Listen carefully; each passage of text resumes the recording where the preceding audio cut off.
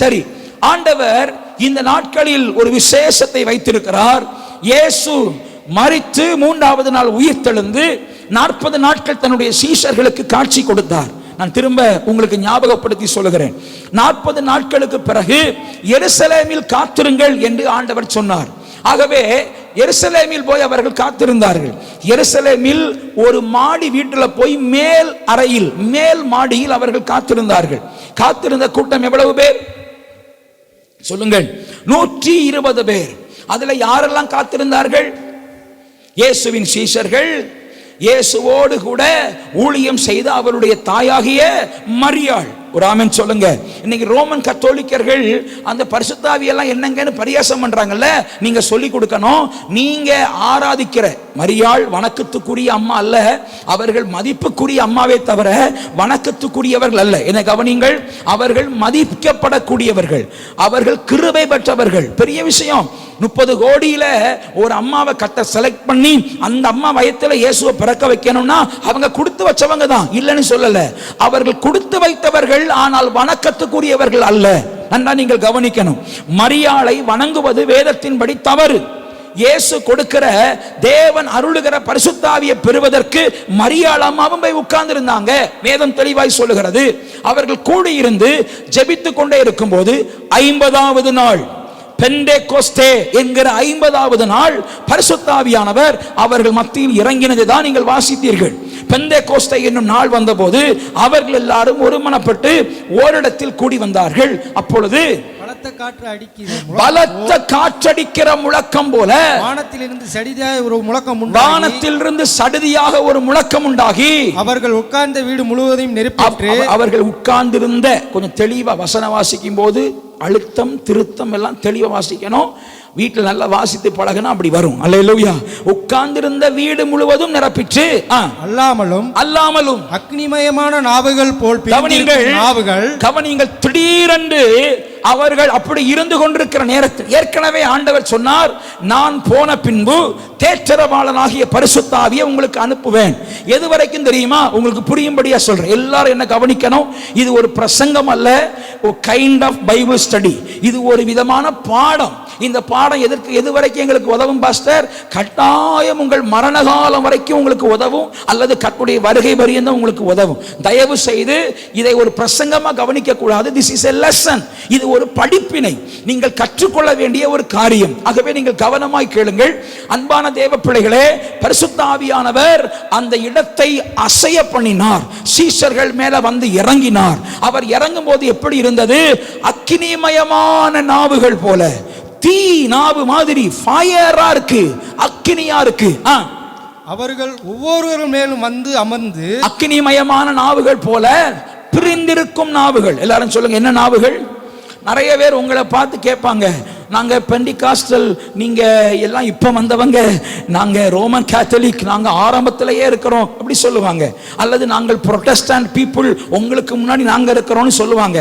நமக்கும் குழப்பம் உண்டாகும். ஆமா, என்ன பெந்தேகோஸ்தே இப்ப வந்துச்சு அப்படி நீங்க நினைப்பீங்க. நம்ம சபையில் உள்ள விசுவாசிகளுக்கு நான் ஒரு தெளிவா சொல்லுகிறேன், ஐயா, பெந்தேகோஸ்தேயும் அல்ல, ரோமன் கேத்தலிக்கும் அல்ல, சிஎஸ்ஐ மெத்தடிஸ்ட் ஆங்கிலிக்கன் சபைகளும் அல்ல. எல்லா சபையும் ஓரங்கட்டுங்க.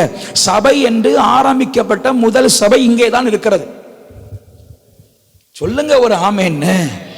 அல்லேலூயா. ஸ்டான்லி என்ன அழகா பிரசங்கம் பண்ணும்போது சொல்வார் ஒரு காரியத்தை. ஒரு பிள்ளைய நம்ம பெந்தேகோஸ்தே சபையில் இன்னைக்கு எப்படி பழக்கி வச்சிருக்கிறோம் தெரியுமா? உள்ள வீட்டில் அப்பா வர்றார். அப்பா வரும்போது அம்மா நின்றுட்டு, டே டே டே அப்பா வர்றார், கட்டிப்பிடி கட்டிப்பிடி, அவனை கட்டி பிடிச்சிட்டு ஒரு முத்தம் கொடுத்துட்டு, டேடி ஐ லவ் யூன்னு சொல்லிட்டு, இப்படி ஒரு பிள்ளைய ஒரு தாய் வந்து சொல்ல செஞ்சா தகப்பனுக்கு எவ்வளவாய் அன்பு பெருகும். அப்படி தானே? சொல்லுங்க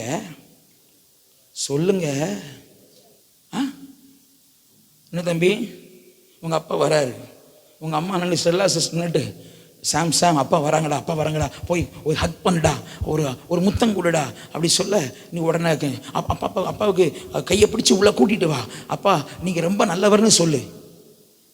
எங்க வேலையா தானே இருக்கு. இப்போ மைக்கை பிடிச்சுக்கிட்டு அல்லேலூயா சொல்லுங்கள், தயவு செய்து சொல்லுங்கள். கர்த்தருக்கு வெறுப்பா இருக்கும். ஏண்டா நன்றி சொல்லுங்கள் ஏன்னா சொல்ல மாட்டேங்க, வாயை திறக்க மாட்டேங்கிறோமே. அதெல்லாம் தானா வரணும். ஒரு ஆமீன் சொல்லுங்க. அல்லேலூயா. கர்த்தர் உங்கள்கிட்ட பேசினார்னா கேட்காமலேயே அல்லேலூயா வரணும். செய்தி பேசிட்டு இருக்கும் போதே இப்பொழுது ஒரு அல்லேலூயா சொல்லுவோம்லாம் சொல்லக்கூடாது. அதெல்லாம் செத்த சபை, தானா வரணும்.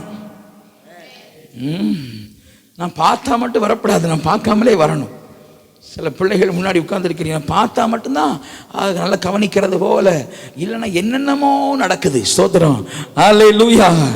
அப்போ ஆண்டவர் தொடுதல் இருந்தா வரும். அப்போ தேவ ஆவியானவர் வந்து இறங்கும் போது அக்கினிமயமான நாவுகள் போல பிரிந்திருக்கும் நாவுகள். அப்படின்னா நான் உங்களுக்கு புரியும்படியா சொல்றேன், உங்களுக்கு ரொம்ப சிம்பிளிஃபை பண்ணி சொல்றேன். நாக்க ரெண்டா வெட்டுனா பிரிந்திருக்கும் நாவுகள். ரெண்டா வெட்டிட்டு பேசி பாருங்க எப்படி இருக்கும். குளறி குளறி பேசுறோம்ல, அதை போன்ற ஒரு அனுபவத்தை ஆண்டவர் இந்த சபையில கொடுத்தார். நான் சொல்றேன், திரும்ப சொல்லுகிறேன், அது பெண்டிகாஸ்டலா, அது ரோமன் கத்தோலிக்கா, அதெல்லாம் கிடையாது. வேதாகமத்தில் எழுதப்பட்ட முதல் திருச்சபை இதுதான். அதுக்கு ஒரு பெயர் கொடுக்காதுங்க. அல்லேலூயா. நான் சொல்றேன், எந்த திருச்சபையில் இந்த அனுபவங்கள் இருக்கிறதோ அதுதான் ஃபர்ஸ்ட் சர்ச். எந்த திருச்சபை இந்த ஐயா நாங்க முத சபை இருங்க, எந்த திருச்சபையில இந்த அனுபவங்கள் உண்டோ அதுதான் ஃபர்ஸ்ட் சர்ச், ஒரிஜினல் சர்ச். அல்லேலூயா. கேத்தலிக் என்கிற வார்த்தையினுடைய பொருள் உங்களுக்கு தெரியுமா? கேத்தலிக்னா ஜெனியூன் அர்த்தம். அவர்கள் நல்ல பெயர் வச்சிருக்கிறாங்க. ரோமன் கேத்தலிக் சர்ச்னா ரோமாபுரியில் ஆரம்பிக்கப்பட்ட ஜெனியூன் சர்ச் என்றுதான் பொருள்.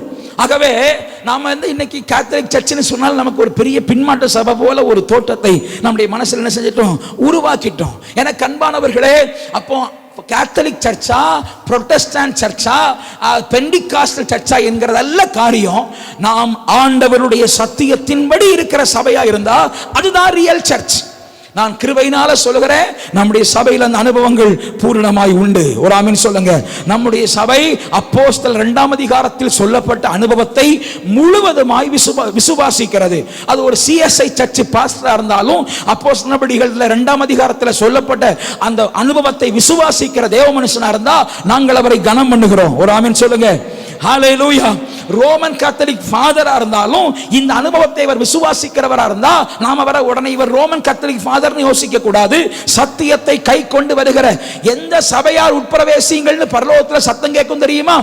ஆர்சி சபையார் உள்ளே வாருங்கள், சிஎஸ்ஐ சபையார் உள்ளே வாருங்கள், ஆங்கிலிக்கன் சபையார் உள்ளே வாருங்கள், மெத்தடிஸ்ட் சபையார் உள்ளே வாருங்கள், பேப்டிஸ்ட் சபையார் உள்ளே வாருங்கள்னு கூப்பிட மாட்டார். சத்தியத்தை கை கொண்டு வருகிற உத்தம மார்க்கத்தார் உட்பிரவேசிக்கும்படி வாசல்களை திறவுங்கள். பரலோகம் யாருக்காக திறக்கும்? சத்தியத்தை கை கொண்டு வருகிற உத்தம மார்க்கத்தார் உட்பிரவேசிக்கும்படி வாசலை ஆண்டவர் திறப்பார். அல்லது பெண்டிகாஸ்டல் இருக்கிற பெரிய பிரிவுகள், ஐபிசி சபையாருக்காய் கதவை திறவுங்கள், அசம்பிளிஸ் ஆஃப் சபையாருக்காய் கதவை திறவுங்கள், சிபிஎம் சபையாருக்காய் கதவை திறவுங்கள், அப்படியெல்லாம் சொல்ல மாட்டார். இண்டிபெண்டன்ட் சர்ச்சஸ் எல்லாம் கதவை திறவுங்கள். நோ, எந்த சபையாரா இருந்தாலும் கர்த்தருடைய சத்தியத்தை கை கொண்டு வருகிற உத்தம மார்க்கத்தார் உட்பிரவேசிக்கும்படி வாசலை திறப்பார். அப்ப நல்லா கவனிங்க. ஆண்டவர் பிரிந்திருக்கும் நாவுகள் போல ஒரு நாவுகளை அன்றைக்கு இறங்க பண்ணினார். வாசிங்க வாசிங்க. அவர்கள் எல்லோரும் பரிசுத்த ஆவியினால் நிரப்பப்பட்டு ஆவியானவர் தங்களுக்கு தந்தருளின வரத்தின்படியே வெவ்வேறு பாஷையில 2 பாஷை உண்டு. நல்ல கவனிங்கள். ஒன்று மனுஷர் பாஷையும் உண்டு, தூதர் பாஷையும் உண்டு. இன்னைக்கு மனுஷர் பாஷையே எத்தனையோ பாஷைகள் இருக்கிறது. சில ஆப்பிரிக்க ட்ரைபல் பீப்புள் பேசுற பாஷைகள் நீங்க பார்த்தா அது பாஷையா பாட்டானே தெரியல. ஒரு குரூப் விசில் மாத்திரம் சொல்லி பேசுவாங்களாம். அவங்க சத்தத்தில் என்ன வரும்? விசிலிங் மாத்திரம் வரும். அது ஒரு பாஷை. ஆகவே வித்தியாசமான பாஷை பேசுகிற பல ஆயிரக்கணக்கான மக்கள் இந்த உலகத்தில் இருக்கிறார்கள். ஆகவே அவர் பேசுறது அந்நிய பாஷையா, இவர் பேசுறது அந்நிய பாஷையா, நிதானிக்கிற அந்த முடிவு நம்முடையதல்ல, அது கர்த்தருக்கும் அவருக்கும் உரியது. ஆனா ஒண்ணு செய்யக்கூடாது, பைபிள்ல எழுதி வச்சு காப்பி அடிக்கக்கூடாது. இல்லையா? சில ஆட்கள் அப்படி செய்யறாங்க. பாஷை பேசுறது பைபிள் எழுதி வச்சு, சில ஆளெல்லாம் பரிசுத்தாவி கூட்டம் நடத்தும் போது தலைக்கு மேல கை வச்சு தாத்தா பாப்பா பேசு அப்படின்னு சொல்லக்கூடாது. அது கர்த்தர் அவங்களுக்கு கொடுக்கிறது. விட்டு கொடுன்னு சொல்லலாம். நல்ல கவனிங்கள். விட்டு கொடுன்னு சொல்லலாம், வாய் திறந்து பேசுங்க சிஸ்டர்னு சொல்லலாம். அவங்களுக்கு இருக்கிற தயக்கத்தை மாற்றுவதற்கு ஆவியில் நிரம்பி அவர்களுக்கு உதவி செய்யலாம். சொல்லி கொடுத்தெல்லாம் பேச வைக்க கூடாது. அப்படி சொல்லி கொடுத்து பேசுவது அந்நிய பாஷையும் அல்ல. சரியா? நீங்கள் புரிந்து கொள்ளணும். இந்த வாரமோ அல்லது அடுத்த வாரமோ நான் பரிசுத்த ஆவியின் அபிஷேகத்திற்காக அதிகமாய் உங்களுக்காக ஜெபிக்க போகிறேன். எல்லாரும் பெறணும்னு எனக்கு ஆசை. ஏன்னா பரிசுத்த ஆவியானவரை பெற்றால்தான் அநேக காரியங்கள் நடக்கும், அநேக காரியங்கள்ல ஒரு மாற்றம் உண்டாகும். பரிசுத்த ஆவியானவர் உங்களுக்குள்ள வந்து இறங்கினாதான் ஜெயம் உண்டாகும். ஒரு ஆமென் சொல்லுங்க. ஹல்லேலூயா. அப்ப பரிசுத்த ஆவியானவர் வந்து இறங்கினார். அவர்கள் பாஷைகளை பேச தொடங்கினார்கள். கவனிங்க, இதுல ஒரு காரியத்தை உங்களுக்கு தெளிவுபடுத்துகிறேன். அபிஷேகம் கிடைக்கிற எல்லாரும் பாஷை பேசுவார்களா பாஸ்டர்னா சிலர் விதிவிலக்கு. நான் சொல்றது நல்லா கவனிக்கணும், குழம்பிடக்கூடாது. சிலரை பரிசுத்த ஆவியினால் கர்த்தர் நிரப்புவார், தொடுவார், தொடுதல் உண்டாகும், ரொம்ப அழுவாங்க, ரொம்ப ஷேக் பண்ணப்படுவாங்க, ஆனா அவர்களுக்கு பாஷை கிடைக்காது. அப்படி சில ஆட்கள் நான் பார்த்திருக்கிறேன். திரும்ப தொடர்ந்து ஜெபிக்க ஜெபிக்க கர்த்தர் அவர்களுக்கு பாஷைகளை கொடுப்பார். அப்போ நான் பொதுவா பெந்தேகோஸ்தே வட்டாரங்கள்ல ஒரு காரியத்தை நாம் என்ன நினைக்கிறோம், நான் சொல்றதெல்லாம் உங்களுக்கு விளங்குதா? நான் சொல்றது புரியும்படியா பேசுறேனா? அல்லேலூயா. பின்னாடி இருக்கிற பிரதர்ஸ் எல்லாம், அதாவது சத்தியத்தை சரியா அறியாத பிரதர்ஸ், உங்களுக்கு நான் சொல்றது ஏதாவது விளங்குதா? விளங்குதானா தான் நான் விளங்குற மாதிரி பாஸ்டர்னு அர்த்தம். இப்போ நான் விளங்காத பாஸ்டா போயிடுவேன். அல்லேலூயா. நான் சொல்றது கொஞ்சமாவது விளங்கணும். ஆமென். நான் சொல்றதா புரியுதா சிஸ்டர்? புரியுதா கொஞ்சம்? Right, okay. எனக்கு அப்போதான் சந்தோஷம். பிரசங்க விஷயம் அல்ல, 4 வார்த்தை சிந்தனைக்குள்ள என்ன செய்யணும்? இறங்கணும். கவனிங்க, நான் என்னமோ பெரிய தியாலஜி பேசிட்டு நீங்க இவர் என்ன பேசுறாரு தெரியலன்ட்டு போயிட்டீங்கன்னா பிறகு காரியம் கெட்டு போகும். கவனிங்க, அப்போ ஆண்டவர் அந்த பாஷைகளை நமக்குள்ள கொடுக்கிறார். ஆகவேதான் பரிசுத்தவான்கள் சொல்லுகிறார்கள் அந்நிய பாஷை அடையாளத்தோடு அபிஷேகம்னு சொல்லுகிறார்கள். பெந்தேகோஸ்தே, திரும்ப சொல்லுகிறேன், பெந்தேகோஸ்தே வட்டாரத்தில் அந்நிய பாஷை இல்லாமல் அபிஷேக அனுபவங்கள் உள்ளவர்கள் உண்டு, அது விதிவிலக்கு. ஆனால் பொதுவாக அபிஷேகிக்கப்படும் போதே அந்நிய பாஷை வரத்தையும் கர்த்தர் அவர்களுக்குள்ளே வைத்து விடுவார். ஆகவேதான் சொல்லுகிறார்கள் அபிஷேகத்தை அந்நிய பாஷை அடையாளத்தோடு பெற்றுக்கொள்ள வேண்டும் என்று சொல்லுகிறார்கள். நம்முடைய உபதேசங்கள்ல ஒன்றெனது அஸ்திபார உபதேசங்கள், அடிப்படை உபதேசம். சத்தமா சொல்லுங்க, மனம் திரும்புதல். எல்லாரும் சொல்லுங்க, என்ன உபதேசம்? இரண்டாவது பிதா குமாரன், அதுல தெளிவா சொல்லணும், பிதா குமாரன் பரிசுத்த ஆவியானவருடைய நாமத்தில் எப்படி முழுகி, தண்ணீரில் முழுகி ஞானஸ்நானம். மூன்றாவது பரிசுத்த ஆவியினுடைய அபிஷேகம் அந்நிய பாஷை அடையாளத்தோடு. நான் சொல்றது உங்களுக்கு விளங்குதா?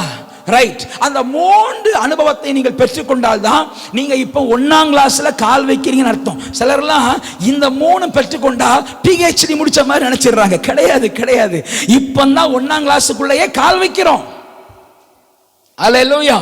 We are entering into first standard in spiritual life. இப்பதான் கிளாஸ்ல கால் வைக்கிறோம். எனக்கு அன்பான தேவ பிள்ளைகளே, இந்த அபிஷேகத்தை நீங்கள் பெற்றுக்கொண்ட பின்பு ஆவியானவருடைய வல்லமை உங்களை நிரப்ப ஆரம்பிக்கும். அது ஒரு மகிமையான அனுபவம், ஜனங்களை நிரப்பினது. நான் இன்றைக்கு 5 விதமான பரிசுத்த ஆவியானவருடைய கிரியைகளை உங்களுக்கு நான் சொல்ல விரும்புகிறேன். பரிசுத்த ஆவியை ஏன் பாஸ்டர் பெறணும், பரிசுத்த ஆவியை பெற்றுக்கொண்ட என்ன நடக்கும் அப்படிங்கிற 5 விதமான ஆசீர்வாதங்களை நான் உங்களுக்கு நேரம் இருக்கிறது போல் சொல்லி கொஞ்ச நேரம் நல்லா ஜெபிக்க தான் போகிறேன். கர்த்தர் அதற்கு உதவி செய்வாராக. நான் சொல்லுகிற வசனங்களை மாத்திரம் நீங்கள் வாசிக்கும்படி அன்பாய் கேட்கிறேன்.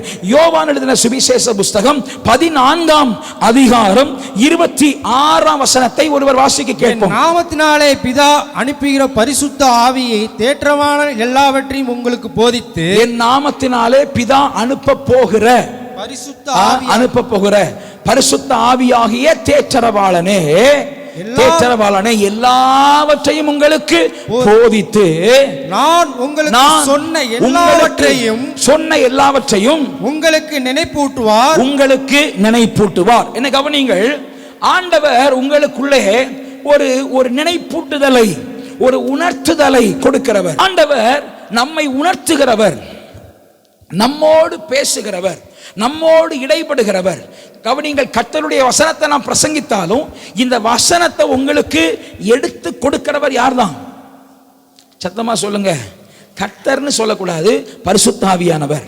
இயேசு இந்த நாட்கள்ல நம்மோடு கூட இல்லை. அவர் இன்றைக்கு பிதாவின் வலது பாரிசத்தில் இருக்கிறார். அவர் எல்லா இடத்திலும் பிரசன்னமாக இருக்கிறார். என்னை கவனிங்கள், நான் சொல்றது உங்களுக்கு விளங்குதா சிஸ்டர்? நான் கர்த்தருடைய தேவத்துவ காரியங்களை சொல்லுகிறேன். இயேசு இன்றைக்கு நம்மோடு கூட இல்லை. அவர் எங்க இருக்கிறார்? பிதாவின். ஆனால் நம் மத்தியில் என்ன இருக்கிறார்? பிரசன்னமாக இருக்கிறார். காரணம், அவருக்கு ஒரு பெயர் உண்டு. அவர் சர்வ வியாபி. அவர் சர்வ வியாபி. ஒரு மனுஷன் ஒரு நேரத்தில் ஒரு இடத்துல தான் இருக்க முடியும். இயேசுவால ஒரே நேரத்தில் எல்லா இடத்திலும் இருக்க முடியும். அவர் சர்வ வியாபி. ஆகவே அப்படிப்பட்ட தெய்வம் நம்மோடு கூட இருக்கிறார். ஆனால் பெருவாரியாக சபைக்காக கர்த்தர் கொடுத்த மகா பெரிய பொக்கிஷம் பரிசுத்த ஆவியானவர். ஹல்லேலூயா. இயேசு சீஷர்களோடு எப்படி இருந்தாரோ அதே போல நம்மோடு கூட இருக்கும்படி கர்த்தர் கொடுத்த ஒரு மகா பெரிய பொக்கிஷம் பரிசுத்த ஆவியானவர். ஆகவேதான் பரிசுத்த ஆவியானவரை பெற்றுக்கொள்ள வேண்டும் என்று உங்களை அழுத்தி அசைத்து சொல்ல காரணம், இன்றைக்கு சபையின் நாயகன் பரிசுத்த ஆவியானவர். ஏன் பரிசுத்த ஆவியானவர் கொடுக்கப்பட்டிருக்கிறார்னா, இந்த சபையை மணவாளனுக்கு ஒப்பாய் மாற்றுவதற்கு. மணவாளன் இயேசு எப்படி தேவகுமாரனுடைய சாயலாய் இருக்கிறாரோ அந்த சாயலாய் மாற்றுவதற்கு. சுருக்கமா சொல்ல போனா, நமக்கு ஒரு கல்யாணம் வரப்போகுதுங்க. கல்யாணத்திற்கான நிச்சயம் நமக்கு நடந்துடுச்சு. எங்க நடந்துச்சு? எங்க நடந்துச்சு? அல்லேலூயா. யா, பரிதவிக்கப்பட்டவனா போல இருக்கிறேன் நான். எனக்கு எல்லாம் வெக்கமா இருக்கு. நிச்சயம் எங்கமா நடந்துச்சு உங்களுக்கு? அது எங்கேயோ நடந்துச்சுங்க, விடுங்கய்யா அப்படிங்கிறீங்களா? இல்லையா? நிச்சயம் நான் சொல்ற உங்க வீட்டுக்காரோட நிச்சயம் கிடையாது, அதை விட்டுருங்க. இப்போ மணவாளன் இயேசுவோட நிச்சயம் நடந்துச்சா? எங்க நடந்துச்சு? தொட்டியில. இன்னைக்கு நிறைய பையமா இருக்கு, இந்த பாஸ்டர் ஞானஸ்தானத்துல முக்கி தூக்கி விழுவாருன்னு பார்த்தா கூடையெல்லாம் வராரு. தொந்தரவு பிடிச்ச மனுஷனா இருக்காருயா, விட மாட்டேங்கிறாரு. அங்க போகாத, இங்க போகாத, அதை பார்க்காத, இதை பார்க்காத, அதை செய்யாத, இதை செய்யாத, ஒரே டார்ச்சர்ப்பா. அல்லேலூயா. கவனிங்க, உங்களுக்கு நிச்சயதார்த்தம் முடிச்ச பிறகு பரிசுத்த ஆவியானவர் உங்களை சத்திரத்தில் சேர்க்கிறார். இது சத்திரம். கர்த்தர் உங்களை ஒப்புவித்த சத்திரம். குற்றியராய் கிடக்கிறவனை கர்த்தர் கொண்டு வந்து சத்திரத்தில் சேர்த்து, ஊழியக்காரன், சத்திரத்தில் இருக்கிற ஊழியக்காரனுக்கு 2 பணத்தை கொடுக்கிறார். ஒரு பணம் பழைய ஏற்பாடு, ஒரு பணம் புதிய ஏற்பாடு. 2 ஏற்பாடுகளை கொடுத்து, இதை விட நீ எக்ஸ்ட்ரா செலவு பண்ணா நான் வரும்போது தரேன்னு சொல்லியிருக்கிறார். அது என்ன செலவு தெரியுமா? எங்க முழங்கால், எங்க ஜெபம், எங்கள் கண்விழிப்பு, எங்கள் பிரயாசம், இதெல்லாம் 2 பணத்திற்கு வெளியே நாங்க பண்ணுகிற செலவு. இதை பரலோகம் கணக்கில் வைத்துக் கொள்ளுகிறது. ஆகவே எங்களோடு கூட பரிசுத்த ஆவியானவரும் இருந்து உங்களை மணவாளனுடைய சாயலுக்கு ஒப்பாய் மாற்றுகிறார். முடி இங்க கொஞ்சம் சரியில்லை. இந்த கல்யாண பொண்ணுகளை பத்தியில கொண்டு போய் கல்யாணத்துக்கு முன்னாடி கொண்டு போய் பெயிண்ட் அடிப்பாங்க பத்தியில பார்க்கலையா? பார்க்க நல்லா இருக்கும். அதை கொண்டு போய் பெயிண்ட் அடிச்சு கண் ராவி பண்ணி, கண்ணில் ராவி பண்ணுவாங்கன்னு சொல்றேன். அல்லேலூயா. கன்றாவி ஆக்கி அது ஒரு சைஸா கொண்டு வந்து நிப்பாடி இருக்கும். அல்லேலூயா. அப்போ கவனிங்க, பரிசுத்த ஆவியானவர் வாரம் வாரம் நிறைய சபைகளில் பிரச்சனை என்ன தெரியுமா? நீ ஆசீர்வதிக்கப்படுவாய், கவலைப்படாதே. யூடியூப்ல வருதில்ல, எல்லாம் இப்படிதான். கண்ணீர் விடாதே, உன் கண்ணீரை கர்த்தர் தாங்குகிறார், ஏந்துகிறார், தன் கையில் சேர்க்கிறார்னே பிரசங்கம் பண்ணி கட் பண்ண வேண்டியதை கட் பண்ண மாட்டேங்கிறான். ஐயா, நீங்கள் மணவாளனுடைய சாயலுக்கு ஒப்பாய் மாற வேண்டுமானால் இந்த ஹேர் ஸ்டைல இவ்வளவு வேண்டான்னு பியூட்டி பார்லர் என்ன செய்வாங்க? சத்தமா சொல்லுங்க, கட் பண்ணுவாங்க. சிலதை என்ன செய்வாங்கன்னா அவங்க வச்சிருக்கிற பொருளை வச்சு மறைப்பாங்க. அப்படி கர்த்தருடைய வேத வசனத்தை பரிசுத்த ஆவியானவர் சொல்லி சொல்லி சொல்லி சொல்லி நீங்க சாகிறதுக்குள்ள அல்லது கர்த்தருடைய வருகை வருவதற்குள்ள உங்களை மணவாளனுடைய சாயலுக்கு ஒப்பாய் மாற்றுவதற்கு தான் சர்ச்சு. நான் சொல்றது புரியுதா? இந்த ஒப்பு கொடுத்தலுக்கு வராதவங்க சபைக்கு வந்தாலும் ஒண்ணுதான், வராட்டாலும் ஒண்ணுதான். அநேகர் நினைக்கிறாங்க ஆசீர்வதிக்கப்படுறதுக்கு சபை கிடையாது. அங்க போனோம்னா நீங்க அம்பானி கூட போயிடலாம், அவர் நல்லா தான் இருக்காரு. அல்லேலூயா. அம்பானி வீட்டுக்கு எதிரில் ஒரு பொட்டி கடை போட்டா கூட பொழைச்சிக்கிடலாம். அல்லேலூயா.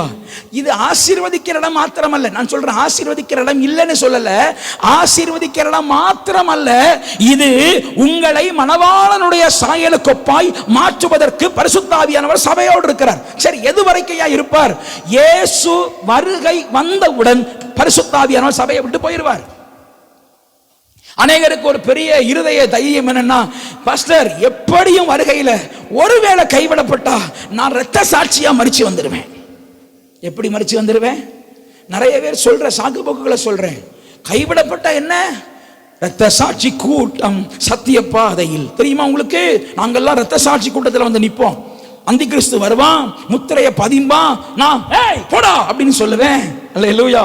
அவன் பதிக்க மாட்டான், அப்படியே என்ன கொல்லுவான், நான் செத்துருவேன், பரலோகத்துக்கு வந்துடுவேன். Super shortcut. அப்படி யாராவது நம்பி இருந்தீங்கன்னா தாங்கள் நினைக்கிற நினைவுகள் முற்றிலும் தவறு என்பதை உங்களுக்கு மிக அன்போடு சொல்லிக் கொள்கிறேன். ஏன்னா இந்த உணர்வுன்னு ஒன்று இருக்கு பார்த்தீங்களா, அந்த உணர்வை கொடுக்கிறவரை யார் தான்? பரிசுத்த ஆவியானவர். அவர் இல்லைன்னா அந்த உணர்வை என்ன செய்யாது.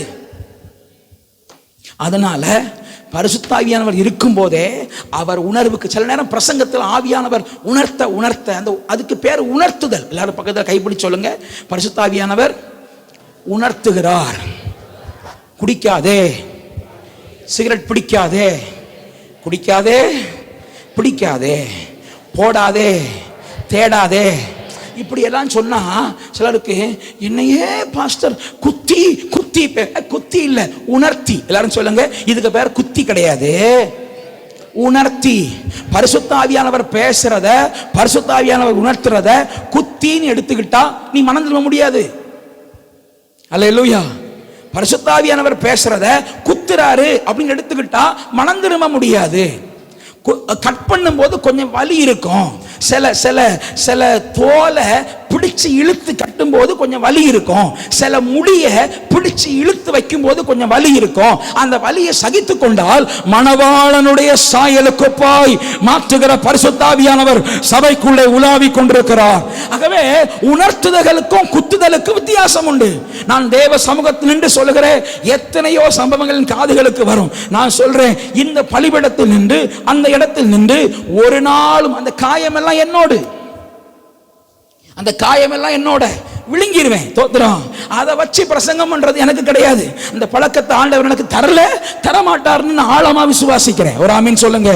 1000 காயங்கள் வரலாம், அதெல்லாம் அப்படியே விழுங்க கர்த்தருக்கு கற்றுக் கொடுத்திருக்கிறார். அதை நாங்க பிரசங்கம் பண்ண முடியாது. கிளை சபை ஊழியர்களுக்கு சொல்லுகிறேன், எந்த காலத்திலும் யார் நம்மை வேதனைப்படுத்தினாலும் அதை வைத்து பிரசங்கிக்க அல்ல, கர்த்தர் கொடுக்கிற வார்த்தைகளை மாத்திரம் பிரசங்கிக்க நாம் அழைக்கப்பட்டிருக்கிறோம். ஹல்லேலூயா. சில சபைகள் அதான் பிரச்சனையாகுது. ஆகவே சத்தியம் உங்களை குத்தும் போது அது குத்த அல்ல, அது உணர்த்துகிறது என்கிறதை கீழ்ப்படிந்தால் ஆவியானவர் எங்கோ பிடிச்சு இழுத்து கட்டுறாருன்னு விசுவாசித்தா உங்க வாழ்க்கை ஆசீர்வாதமாய் முடியும். அப்போ ஆவியானவருடைய ரட்சிப்பின் கிரியை நமக்குள்ளே செய்கிறவர் பரிசுத்த ஆவியானவர், உணர்த்துகிறவர். நிறைய பேருக்கு சில வாலிப தம்பிமாருக்கெல்லாம் ஆவியானவர் உணர்த்துறாருன்னு வைங்களேன், கேஷுவலா அந்த உணர்த்துதலுக்கு கீழ்ப்படியாமல் அடிக்கடி கடிந்து கொள்ளப்பட்டும் தன் பிடரியை கடினப்படுத்துகிறவன் சகாயமின்றி சடுதியிலே நாசமடைவான். அடிக்கடி கடிந்து கொள்ளுதல் எப்பவும் வராது. ஒரு முறை கடிந்து கொள்ளுவார், 2 முறை கடிந்து கொள்ளுவார், பிறகு சொல்லுவார், நோவாவை பார்த்து சொல்லுவார், என் ஆவி என்னைக்கும் மனுஷனோட போராடுவதில்லை என்பார். எல்லாரும் சொல்லுங்க, என் ஆவி. நிறைய வசனங்கள் நமக்கு தெரியாதனாலேயே பிரச்சனை. என் ஆவி என்றைக்கும். நீங்க நினைக்கிறீங்க தம்பி விமல் தம்பி இருக்கிறான், இவன் ரட்சிக்கப்படணும்னு அவங்க தாய் தகப்பன் ஜெபம் பண்றாங்க. அவங்க ஆசை என்னன்னா, ஆண்டவரே தொடும் தொடும் தொடும்னு தொட்டுட்டே இருக்கணும். அவன் 10 முறை இல்லை, 20 முறை இல்லை, 100 முறையாவது என் பிள்ளையை தொடணும்னு தாய் தகப்பன் ஜெபம் பண்றாங்கன்னு வைங்க. அந்த ஜெபம் தவறு. ஏன்னா ஆண்டவர் ஒரு சில முறைகள் தான் தொடுவார். அதுக்கப்புறம் என் ஆவி என்றைக்கும் மனுஷனோட போராடுவதில்லைன்னு விலகிடுவார். அவர் தொடுகிற நேரத்திற்கு நாம செவி சாட்சித்தோம்னா அது ஆசீர்வாதம். அல்லேலூயா.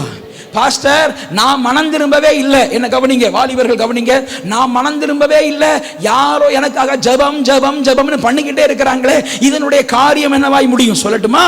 ஆண்டவர் உங்களுக்காக ஜெபிக்கப்படுகிற ஜெபங்களை துருத்தியில் சேர்ப்பார். எதுல சேர்ப்பாரு? துருத்தியில சேர்ப்பார். என்றாவது ஒரு நாள் சோதோம் கொமோராவின் பாவம் என் சமூகத்தை வந்து எட்டினதுன்னு சொல்றாங்கல்ல, there is a limitation for every sin. ஒவ்வொரு பாவத்திற்கும் ஒவ்வொரு உச்சக்கட்டம் உண்டு, ஒவ்வொரு அக்கிரமத்திற்கும் ஒவ்வொரு உச்சக்கட்டம் உண்டு. இன்னைக்கு ஆண்டவர் கேட்கலையே, நாளைக்கு ஆண்டவர் கேட்கலையே, என்ன ஆண்டவர் கண்டுகொள்ளலையேன்னு நீ நினைக்கிறது தவறு. அந்த பாவத்திற்கு ஒரு உச்சக்கட்டம் உண்டு. அந்த உச்சக்கட்டம் அடையும் போது கர்த்தர் உனக்காய் துருத்தியில் சேர்த்த ஜெபங்களை உன் மீது கொட்டுவார். அப்பொழுது அது உன் மேல பூவா விழுமா இல்ல ஆசிட்டா விழுமாங்கிறது உன்னை பொறுத்தது. அல்லேலூயா. வாலிப தங்கச்சி, நீ கர்த்தருக்கு பயந்து ஆண்டவருடைய வசனத்துக்கு கீழ்ப்படிந்து உண்மையா இருந்தா உனக்காய் ஜெபித்த ஜெபம், தகப்பன் ஜெபித்த ஜெபம், தாய் ஜெபித்த ஜெபம், ஊழியக்காரன் ஜெபித்த ஜெபம், ஊழியக்காரி ஜெபித்த ஜெபம், ஜெபக்குழு தலைவர்கள் ஜெபித்த ஜெபம் மொத்தமும் உன் மேல கொட்டப்படும் போது அது உனக்கு ஆசீர்வாதமா இருக்கும். ஆனா நீ கர்த்தருக்கு பிரியமில்லாத பாதையில் அந்த நேரம் இருந்தால் அந்த ஜெபங்கள் உன் மேல கொட்டப்படும் போது ஆசிட் போல சாவமா இருக்கும். அதுல தான் அநேக ஆக்சிடென்ட் நடக்கிறது, மரணங்கள்ல போய் முடிகிறது. அல்லேலூயா. அல்ல, நான் சொல்றது உங்களுக்கு விளங்குதா? ஆகவே ஆண்டவருடைய உணர்த்துதலுக்கு கீழ்ப்படியுங்கள்.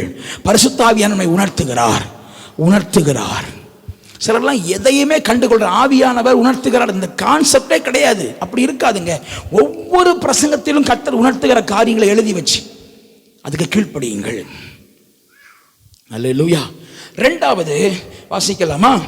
ஆவியானவர் நம்மை நிரப்புகிறவர். அப்போஸ்தலர் நடபடிகள் 10ஆம் அதிகாரம் 44ஆம் வசனம்.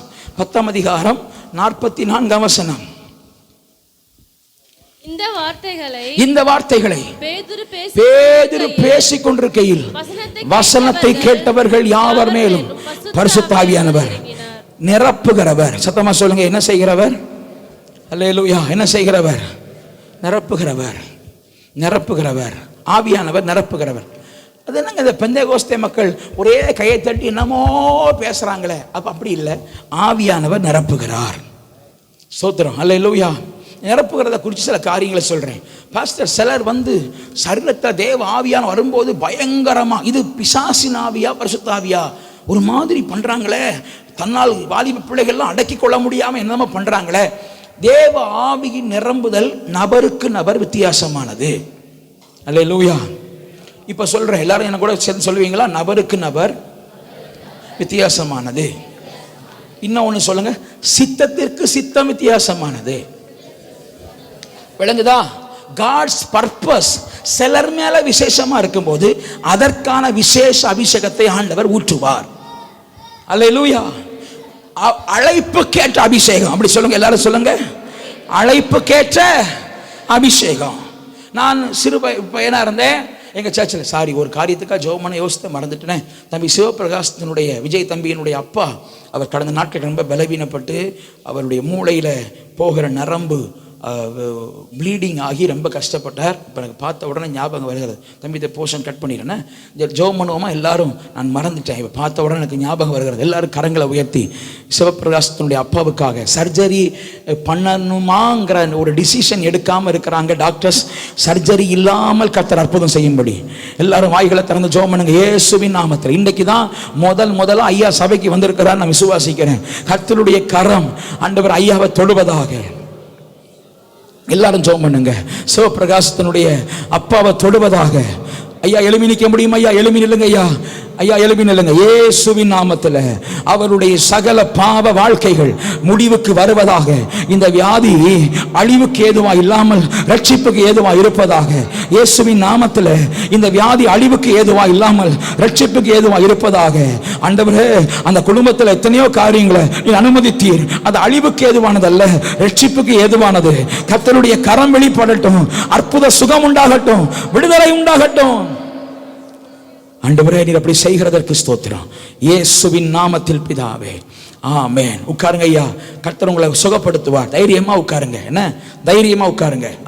ஹல்லேலூயா. அப்போ ஆண்டவர் நம்மை நிரப்புகிறவர். God is filling us. அவருடைய அபிஷேகத்தால் நிரப்புகிறார். அழைப்புக்கேற்ற அபிஷேகம். என்ன கவனிங்கள், நான் 10 வயசா இருக்கும்போது எனக்கு ரொம்ப ஆச்சரியம் நடந்தது. நான் இப்பொழுது யோசித்து பார்க்கிறேன். அப்போ எங்கள் சர்ச்சில், எங்கள் வீட்டுக்கு பக்கத்தில் ஒரு சபையில், அப்போ நாங்கள் காட்டாத்துறைக்கு போகலை, வீட்டுக்கு பக்கத்தில் ஒரு சர்ச்சுக்கு போயிட்டு இருந்தோம். வீட்டுக்கு பக்கத்தில் உள்ள சபையை நீங்கள் அநேகர் பார்த்துருப்பீங்க. இப்போ அது பாஸ்டர் வீடாக இருக்குது, அப்போ அது சபையாக இருந்தது. அந்த இடத்துல இருக்கிற அந்த ஆலயத்தில் கன்வென்ஷன் கூட்டங்களுடைய அன்னைக்கு இருக்க கன்வென்ஷன் கூட்டங்கள் வித்தியாசமானது. வியாழன், வெள்ளி, சனி, ஞாயிறு 4 நாள் கன்வென்ஷன் கூட்டம். வியாழக்கிழமை பாவியே மனம் திரும்புன்னு ஒரு பிரசங்கம். என்ன பிரசங்கம் இருக்கும்? எந்த கன்வென்ஷன் போனாலும் இதுதான் ஃபார்மெட், பாவியே மனம் திரும்பு. இப்போ இது ராத்திரி கூட்டம். பகல் கூட்டத்தில் நடக்கும் தெரியுமா? சபையே விழித்தெழும்பு, ஒரு எழுப்புதல் பிரசங்கம். சர்ச்சுக்குள்ள ஓப்பன் ஏர் மீட்டிங்கில் பாவிக்கு ஒரு பிரசங்கம். இது வியாழன். வெள்ளிக்கிழமை வெளியே பாவிக்கு ஒரு பிரசங்கம், அப்புறம் சபைக்குள்ள எழுப்புதல் பிரசங்கம். சனிக்கிழமை ராத்திரி ஒரு பயங்கரமான செய்தியை கொடுத்து ஜனத்தின் உள்ளத்தை ஒரு அசைத்து ஞானஸ்தானத்துக்கு ஒப்பு கொடுன்னு ஒரு ஆல்டர் கால். அப்போ சனிக்கிழமை ஞானஸ்தானத்துக்கு ஒப்பு கொடுத்துருவார். சனிக்கிழமை பகல் நேரம் இருக்குது பார்த்தீங்களா, அந்த பகல் நேரத்தில் ஃபாஸ்டிங் ப்ரேயர் முடிஞ்ச உடனே பரிசுத்தாவி கூட்டம். என்ன கூட்டம்? இன்றைக்கி நீங்கள் விபிஎஸ்சில் அபிஷேக கூட்டம்லாம் வச்சாங்கல்ல, நமக்கு வித்தியாசமாக இருக்கும். என்னமோ வந்தால் ஆட்டம் பாட்டம் ஆர்ப்பாட்டம் தானே பாட்டு போவாங்க. இவங்க என்ன அபிஷேகம்? இதுதான் கன்னியாகுமரி மாவட்டத்தினுடைய ப்ராசஸ். ரட்சிப்புக்குள்ளே அபிஷேகத்துக்குள்ளே பிள்ளைகள் என்ன செய்யணும்? நடத்தணும். சும்மா ஸ்நாக்ஸ் கொடுத்தோம், பிரியாணியை போட்டோம், சாப்பிட்டோம், கொண்டாடணும், போனோன்னு இருக்கு இல்லாமல் அந்த செலவழிக்கிற பணங்களை பயனுள்ள வகையில் என்ன செய்யணும்? செலவு பண்ணணும். அல்லேலூயா. அப்போது இந்த சனிக்கிழமை ஃபாஸ்டிங் ப்ரேயர் சிலர் ஃபாஸ்டிங் ப்ரேயர்லையே அபிஷேக கூட்டம் வைப்பாங்க, சிலர் ஃபாஸ்டிங் ப்ரேயர் முடிஞ்ச பிறகு வைப்பாங்க. அப்போ ஃபாஸ்டிங் ப்ரேயரில் அபிஷேக கூட்டம். அப்போ யாரெல்லாம் அபிஷேகம் பண்ணணுமோ வாங்கன்னு ஸ்பெஷலாக கூப்பிட்டு அபிஷேகத்திற்காக புதிய வல்லமைக்க காத்திருக்கிறவர்கள் சனிக்கிழமை வந்துடுவாங்க. அப்போ எங்கள் சபைகளில் பூரண சுவிசேஷ பெந்தேகோஸ்தே சபைகளில் அப்போ எங்கள் காட்டாத்துறை சர்ச் இருந்த நேரத்தில் எந்த சபையில் அபிஷேகம் நடத்தினாலும் அங்கே யார் போவாங்கன்னா காலைப்பண்ணன் தான் போவாங்க. காலேஜ் ஜெயக்குமார்னு தான் அபிஷேக கூட்டத்தை கூப்பிடுவாங்க. அவர் பேங்க்ல ஒர்க் பண்ணிட்டு இருந்தார். அப்பவுமே தேவன் அவருக்கு அபிஷேகத்தில் நடத்துகிற கிருபையை கொடுத்திருந்தார். கூப்பிடுவாங்க. அப்போ அவர் வந்தார், உயரமா வந்தார், மெலிசா உயரமா. இப்போ வந்தார்ல அது போல அப்போ வந்தார். வந்த உடனே என்கிட்ட புல்பீட்டில் நின்னார். புல்பீட்டுக்கு முன்னாடி நின்றுட்டு என்னை பார்த்து கேட்டார். நான் இந்த தம்பி மாதிரி இருக்கிறேன், பிரேசன் மாதிரி, 10 வயசு பையன். 10 வயசு ஆள் அங்கே யாரா இருக்கிறீங்களா? ஐயா சுகன் எத்தனை வயசு தம்பி உனக்கு? 12. ஏன் அப்பா கொஞ்சம் பின்னாடி தள்ளி உட்காரு தம்பி, இந்த ஆப்ரேஷன்லாம் பண்ணாத. அல்லேலூயா. 10 வயசு ஆள் யார் இருக்கிறாங்க? 10 வயசு யாரும் இல்லையா? 10 வயசு பையனா உட்கார்ந்து இருக்கிறேன். தம்பி உனக்கு 10 வயசா? இங்கே ஒரு தம்பி சின்ன தம்பி இருக்கிறான். என்ன வயசு உனக்கு? 10 வயசு. Very good. இந்த தம்பி மாதிரி இருக்கிறேன். வெரி குட் தம்பி, கர்த்தர் ஆசீர்வதிப்பார். உன் பேர் என்னையா?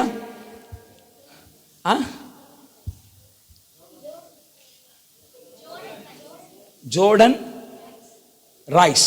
அல்லேலூயா. Jordan Rice. அப்போ இந்த தம்பி மாதிரி இருக்கிறேன். அப்போ எங்கள் சபையில் கொட்டடிக்கிறது பலர் கொட்டடிப்பாங்க, நானும் கொட்டடிப்பேன். கொட்டடிக்கிறதுக்கு பெரிய ஆட்கள் வரலன்னா நாங்கள் கையில் எடுத்துக்கிடுவோம். நான் அது இடம் பிடிக்கிறது மாதிரி கொட்டடிக்கிறது. வாய்ப்பு கிடைக்குதே தோத்திரம், பெரிய ஆட்கள் யாரும் வரலையா, உடனே போய் கொட்டு. ஒரு கொட்டு இருக்கும், ஒரு செண்டை இருக்கும். செண்டைனா புரியுதா? 2 குச்சி வச்சு அடிப்பாங்க. ஒரு ஸ்ட்ரிங் ஒன்று போட்டிருக்கோம். கொட்டு, செண்டை, டாமரின், இந்த கிழக்கு இருக்குல்ல, உருன்னு உருமும்ல, அந்த வச்சு உருட்டோம்ல, இதுக்கு சண்டை. சரியா? அப்போ கொட்டடிக்கிறதுக்கு யாரும் இல்லாத உடனே எனக்கு பெரிய சந்தோஷம். ஏன்னா ஆண்கள்லையே ஒரு 2 தாத்தா, நான் ஒருத்தன், இவ்வளவுதான் வந்திருந்தோம். சகோதரிமார் ஊழியக்காரம்மார் கொட்டடிக்க மாட்டாங்க. யாருமே இல்லைனா அவங்க கொட்டடிப்பாங்க. கொட்டை எடுத்து பக்கத்தில் வச்சுக்கிட்டு ராவிட்டே இருக்கிறேன். எப்பண்டா பாட்டு பாடுவாங்க, கொட்டடிக்கலாம். வந்தவர் என்னை பார்த்து கேட்டார், தம்பி, அதாவது பெண்கள் இந்த பக்கம், ஆண்கள் இந்த பக்கம், என்னை பார்த்து கேட்டார், தம்பி பரிசுத்தாவியை பெற்றிருக்கியான்னார். காலை பண்ணேன். அப்போ அவர் பெரியவர், நான் சின்ன பையன், 10 வயசு பையன். பெறல என்ன, நீ பரிசுத்தாவியை பெறாதவன் எப்படி பரிசுத்தாவி வர்றது கொட்டடிப்பா? இன்னைக்கு சபைகளில் கீபோர்டு போடுற தம்பி, நல்ல தம்பி, கீபோர்டு போடுற தம்பிமார் குடிக்கிறவனா இருந்தாலும் புல்பிட்டில் ஏற்ற வேண்டிய கட்டாயம். ஜபிக்காதவன், குடிக்கிறவன், எல்லா அக்கிரமம் பண்ணவனையும் புல்பிட்டில் ஏற்ற வேண்டிய அவல நிலைமை. என் பாஸ்டர் குடிக்கிறவங்களாம் இருக்காங்களா? எனக்கு தெரியும். திருவண்ணாமலையில் ஒரு மிகப்பெரிய திருச்சபையில் உள்ள ஒரு கீபோர்டிஸ்ட், அவர் சொன்ன சாட்சி, எனக்கெல்லாம் தண்ணி இல்லாமலேயே நிற்க முடியாது சர்ச்சைக்குள்ள. பரிசுத்தாவியானவர் இறங்குறார் சபையில. தண்ணி அடிச்சுட்டு கீபோர்டு போட்டாலும் ஆவியானவர் என்ன செய்யறாரு? இறங்க. அன்னைக்கு அப்படி கிடையாது சிஸ்டர். நீ பரிசுத்தாவி பெறலன்னா எப்படி தம்பி நீ கொட்டடிச்சா பரிசுத்தாவி இறங்கும்னு கேட்டாங்க. அப்போ என்கிட்ட சொன்னாரு, நீ பரிசுத்தாவி பெற்றுக்கொள்ளணும்னாரு. அன்னைக்கு இருந்த முறைகளும் நடத்திப்புகளும் வித்தியாசம். நீ பரிசுத்தாவி பெற்றுக்கொள்ளணும்னாரு. நான் சொன்னேன் சரின்னு. ஐயா பரிசுத்தாவி என்னன்னு எனக்கு தெரியாது, பரிசுத்தாவியானவர் பெறுறது எப்படின்னு தெரியாது, நீ பெற்றுக்கொள்ளணும்னார். சரின்ட்டேன், அவ்வளவுதான். ஏதோ சொல்றார், பெரிய ஆள் வந்திருக்காரு, ஏதோ சொல்றார், சரின்றணும், நம்ம மறுப்பு பேசக்கூடாது. சரின்ட்டேன். இந்த அனுபவம் தான். திடீர்னு எல்லாரும் கண்ணை மூடி ஜெபிக்க ஆரம்பித்தார்கள், பாட்டு பாட ஆரம்பிச்சாங்க. அவர் பாட்டு பாடினார், ஆவியானவரே, அவருடைய பாட்டு, ஆவியானவரே, பரிசுத்த ஆவியானவரே, அன்பினாவியே, அன்பினாவியே, நல்லா கொட்டடிச்சிட்டு வேகமா அடிச்சிட்டு நிப்பாட்டிட்டேன். இப்ப முடிஞ்சிச்சு, கொட்டடிச்சு முடிஞ்சிச்சு. கொட்டடிச்சிட்டு 1.5 கண் வச்சு வேடிக்கை பார்க்கறதா அடுத்த வேலை. 1.5 கண். எந்த சிஸ்டர் எப்படி குதிக்கிறாங்க, எந்த சிஸ்டர் சில பெண்கள் சகோதரிமார் குதிக்கிறத பார்த்தா கொண்டாட்டமா இருக்கும். ஏன்னா இது தெரு பைப்புல குதிச்சது நமக்கு தெரியும். இது தெரு பைப்புல எம்மா குதிச்சிச்சு, புருஷனோட எம்மா குதிச்சிச்சு, சபையில வந்து எம்மா குதிக்கிறது நமக்கு தெரியும். அல்லேலூயா, ஆமென். வெளியே சண்டையில தண்ணி பைப்புல என்ன சண்டை போட்டுட்டு இங்க வந்து ஒரே அந்நிய பாஷை தான். அப்போ நம்ம வேடிக்கை பார்ப்போம், யாரு எப்படி அப்படின்னு 1.5 கண் வச்சு வேடிக்கை பார்த்துட்டு இருக்கும்போது என்னை அறியாத நேரத்தில் திடீர்னு சொல்லி என் 2 கரங்களையும் யாரோ பிடிக்கிறது மாதிரி இருந்துச்சு. நான் உடனே விட்டு கொடுத்தேன். எனக்கு ஒன்றும் விளங்கலை, கண்ணை மூடிட்டேன். நான் வேடிக்கை பார்த்து கொண்டிருந்தேன். 2 கையை யாரோ பிடிக்கிற மாதிரி இருந்துச்சு. பிடிச்சி அப்படி சொலட்டி, இந்த ராட்டினத்தில் சொலட்டுவாங்கல்ல, சொலட்டி விட்ட மாதிரி இருந்துச்சு. நான் சொலட்டப்பட்டனா இருந்தேன்னா எனக்கு தெரியாது, ஆனா எனக்கு ஒரு அனுபவம், சுருட்டி விட்ட மாதிரி இருந்துச்சு. பம்பர மாதிரி தேவ ஆவியானவர் நிரப்ப ஆரம்பித்தார். சத்தம் போட்டு இருக்கிறேன், அந்நிய பாஷை பேசியிருக்கிறேன், ஆர்ப்பாட்டம் பண்ணியிருக்கிறேன். சபையில ஒரே கத்தும் ஆர்ப்பாட்டமும் சாயங்காலம் 5 மணி வரைக்கும். காலையில் ஃபாஸ்டிங் பிரேயர் நடந்த சம்பவம், 11:30 மணிக்கு நடந்த சம்பவம், சாயங்காலம் 5 மணி வரைக்கும் குதிச்சு என் 2 முட்டில உள்ள தோலும் போச்சு, பேண்ட் கிழிஞ்சி தோல் போய் சபை ஃபுல்லா ரத்தம். கொஞ்சம் இடம் தான் பாய் போட்டு இருந்தாங்க, மீதி இடம் பாய் போடல. நான் முழங்கால குதிக்க அந்த ரத்தத்தோட குதிக்க சபை ஃபுல்லா ரத்தம். காலம் சென்ற தேவ மனுஷியாகிய ஜோதி அக்கா அன்றைக்கு உண்டு, அவர்கள் இப்பொழுது மரித்து விட்டார்கள். அந்த அக்கா என்னை கூப்பிட்டு எனக்கு ஒரு 2.5 மணி நேரம் சாயங்காலம் அபிஷேக கூட்டம் முடிஞ்ச பிறகு நான் ஜபித்து முடிச்சு, எனக்கு 5:30 மணி வரைக்கும் என்னை யாரும் எழுப்ப முடியலையாம். பிற 5:30 மணிக்கு என்னை எழுப்பி எனக்கு ஒரு 2.5 மணி நேரம் என்னோட ஆலோசனை சொன்னாங்க. தம்பி, கர்த்தர் மேல் அபிஷேகத்தை வச்சிருக்காரு, அது விலை உயர்ந்தது, காத்துக்கொள்ளு, அனல் மூட்டு, அதை காத்துக்கொள்ளுன்னு சொல்லி என்ற ரொம்ப நேரம் பேசி எனக்கு உற்சாகத்தை கொடுத்தாங்க. அன்றைக்கு தான் கர்த்தர் என்னை அபிஷேகத்தினால் நிரப்பினார். அப்ப அழைப்பு கேட்ட அபிஷேகம் உண்டு. அபிஷேகத்தை குறித்து யாருக்காவது விலாவாரி தெரியலனா இப்ப சொல்றேன், கர்த்தர் உங்களுக்கு கொடுத்த அழைப்பு கேட்ட அபிஷேகத்தை உங்களுக்குள்ள கொடுப்பார். சிலர் ஆரம்ப நாட்களில் கொடுக்கப்படுகிற அபிஷேகத்தை அவர்கள் சரீரம் தாங்க கொள்ளாததா இருக்கும். பிறகு போக போக தேவ ஆவியானவர் அவர்களை ஞானமாய் அழகாய் நடத்துவார். ஒரு ஆமென் சொல்லுங்க. தீர்க்கதரிசிகளுடைய ஆவி தீர்க்கதரிசிகளுக்கு அடங்கி இருக்கிறதே என்று வசனம் இருக்கிறது. நாட்கள் போக போக ஆண்டவர் அந்த பக்குவங்களுக்குள் உங்களை என்ன செய்வார்? நடத்துவார். எப்படியோ அசிங்கப்படக்கூடாது. தேவ ஆவியார் நிரப்பும் போது அது ஒரு அவமானம் போல் நினைக்க கூடாது. அந்த அனுபவம் எனக்கு வேண்டான்னு யோசிக்க கூடாது. ஏன்னா அது ரொம்ப முக்கியம். நிரப்புகிறார். எல்லாரும் சொல்லுங்க, நிரப்புகிறார். சத்தமா சொல்லுங்க, நிரப்புகிறார், நிரப்புகிறார், நிரப்புகிறார். ஒரு 5-6 முறை சொல்லுங்க, நிரப்புகிறார். பரிசுத்த ஆவி நிரப்புகிறார். 13ஆம் அதிகாரம் 52ஆம் வசனம் வாசிப்போம். 13ஆம் அதிகாரம் அப்போஸ்தலர் நடபடிகள் 13ஆம் அதிகாரம் 52ஆம் வசனம். சந்தோஷத்தினாலும் பரிசுத்த ஆவியினாலும் நிரப்பப்பட்டார்கள். பரிசுத்த ஆவி வரும்போது என்ன வரும்? வேர்ல்ட் கப் மேட்ச் நடந்துட்டு இருக்கு, இந்தியாவுக்கும் பாகிஸ்தானுக்கும். மேட்ச எல்லாரும் பார்க்கறாங்க. கடைசி பாலுக்கு 5 ரன் எடுக்கணும். 4 அடிச்சா ஃபெயில், 6 அடிச்சா பாஸ். சில கிரிக்கெட் பைத்தியங்கள் இருப்பீங்கல்ல, இல்ல கிரிக்கெட் ரசிகர்கள், தப்பா சொல்லிட்டேனோ, கிரிக்கெட் பைத்தியம்ட்டேன், தப்பு. கிரிக்கெட் ரசிகர்கள் இருப்பீங்களா? நீ பெந்தேகோஸ்தே உலகத்தில் இந்த வியாதி பற்றி பிடிக்குது, என்ன செய்ய? யாரோ ஒருவர் சொன்னார், 11 முட்டாள் விளையாடுறான், 11,000 முட்டாள் உட்காந்து பார்க்குறான்னா. 11 முட்டாள் விளையாடுறான், 11,000 முட்டாள் உட்காந்து நேரங்க இல்லைன்னு, வேலை இல்லைன்னு பார்க்குறான். சரி, தோத்துறோம், அல்லேலூயா. அப்போ அந்த கிரிக்கெட்ல 4 ரன் எடுத்தா தோல்வி, 6 அடிச்சா பாஸ். தேவைப்படுவது 5 ரன். இந்திய கிரிக்கெட் டீம்ல ஒரு ஆள் சொல்லுங்க ஐயா. என்னையா, என்ன கோலி? ஆளுக்கு ஒரு பேர் சொல்லுங்க. நமக்கு ஏற்கனவே ஒன்றும் வழங்காது. நீங்க ஆளுக்கு ஒரு பேர் சொல்ல, ஏதாவது ஒன்று சொல்லி நீ சாம் சொன்ன சொல்லு. விராட் கோலி, விராட் கோலி அவன் விரட்டினான்னு வைங்க பந்த, விராட் வந்து ஒரே விரட்டிட்டா 6 போயிடுச்சு. நம்ம தம்பிமார் பார்த்துட்டு சூப்பர் நல்லா அடிச்சிருக்கிறானே அப்படி சொல்லுவீங்களா? என்ன சொல்லுவீங்க? டிவிக்கு முன்னாடி இருக்கிறீங்க, லாஸ்ட் சான்ஸ், ஒரே ஒரு பால், 49வது ஓவர், 6வது பால், எல்லாம் தெரியும் ஆனா பார்க்க மாட்டோம். அல்லேலூயா. கிரிக்கெட்ல எத்தனை ஓவர் உண்டு, T20ல எவ்வளவு, எல்லாம் தெரியும், விவரம் தெரியும். அல்லேலூயா. ஆகவே 49வது ஓவர் 6வது பால்ல 6 போயிடுச்சுன்னா நீங்க என்ன செய்வீங்க? பக்கத்தில் உள்ளவன் ஒரு அடி கொடுத்து என்ன என்ன அற்ப நேர சந்தோஷமே இவ்வளவு சந்தோஷம் கொடுக்கும்னா, பரிசுத்த ஆவியானவர் நமக்குள்ளே வந்து இறங்கும் போது அது எவ்வளவாய் மகிழ்ச்சியா இருக்கும், அது எவ்வளவாய் சந்தோஷத்தை கொடுக்கும், அது எவ்வளவாய் பரவசத்தை கொடுக்கும். புரியுதா நான் சொல்றது உங்களுக்கு? ஹல்லேலூயா. அது பக்கத்து வீட்டுக்காரங்களுக்கு எரிச்சலா இருக்கும். நம்ம என்ன செய்ய? நான் என்னையா செய்ய? என் வீட்டுல கொண்டாட்டம், உன் வீட்டுல திண்டாட்டம். நீ செத்த குடும்பம் மேல உட்கார்ந்து அழுதுட்டு இருக்கிறா, நான் கொண்டாடிட்டு இருக்கிறேன். சத்தமா சொல்லுங்களா அம்மா? ஹல்லேலூயா. சில வீட்டுல எல்லாம் ஒரே சத்தமா ஜெபம் பண்ணாதுங்க பாஸ்டர். நம்ம வீட்டுல கொண்டாட்டம், அவங்க வீட்டுல திண்டாட்டம். நம்ம என்ன பண்ண முடியும்? ஹல்லேலூயா. சத்தமா சொல்லுங்க ஒரு 3 அல்லேலூயா. அல்லேலூயா. சத்தமிட்டு கூப்பிடு, அடக்கி கொள்ளாது. வீடுகள்ல இயேசுவின் நாமத்துல குடும்ப ஜெபங்கள்ல சத்தம் உயர்த்துங்க. சொந்த வீடா இருந்தா நல்லாவே உயர்த்துங்க. என் வீடையா நான் சத்தம் பாடுவேன், உனக்கு என்ன அப்படி சொல்லுங்க. சபையில தான் கொஞ்சம் பிரச்சனை. நீங்க உங்க வீட்டுல உங்க பாட்டுக்கு, என் வீடு நான் காசு கொடுத்து வாங்கின வீடு, ரத்தம் சிந்தி வேர்வை சிந்தி என்னெல்லாமோ சிந்தி வெட்கப்பட்டு அவமானப்பட்டு மானப்பட்டு எல்லாம் பட்டு நான் வாங்கின வீடு. நான் கத்துவேன் குத்துவேன் சத்தம் போடுவேன் என்ன வேணா பண்ணுவேன், உனக்கு என்னன்னு கேட்கணும். நீ மணி அடிக்கல,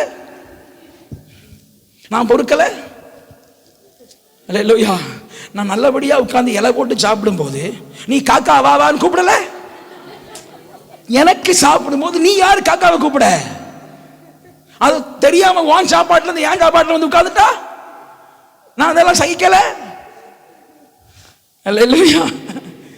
தைரியமா நல்ல பரிசுத்த ஆவியில் நிரம்பணும். அல்லேலூயா. ஆமென்.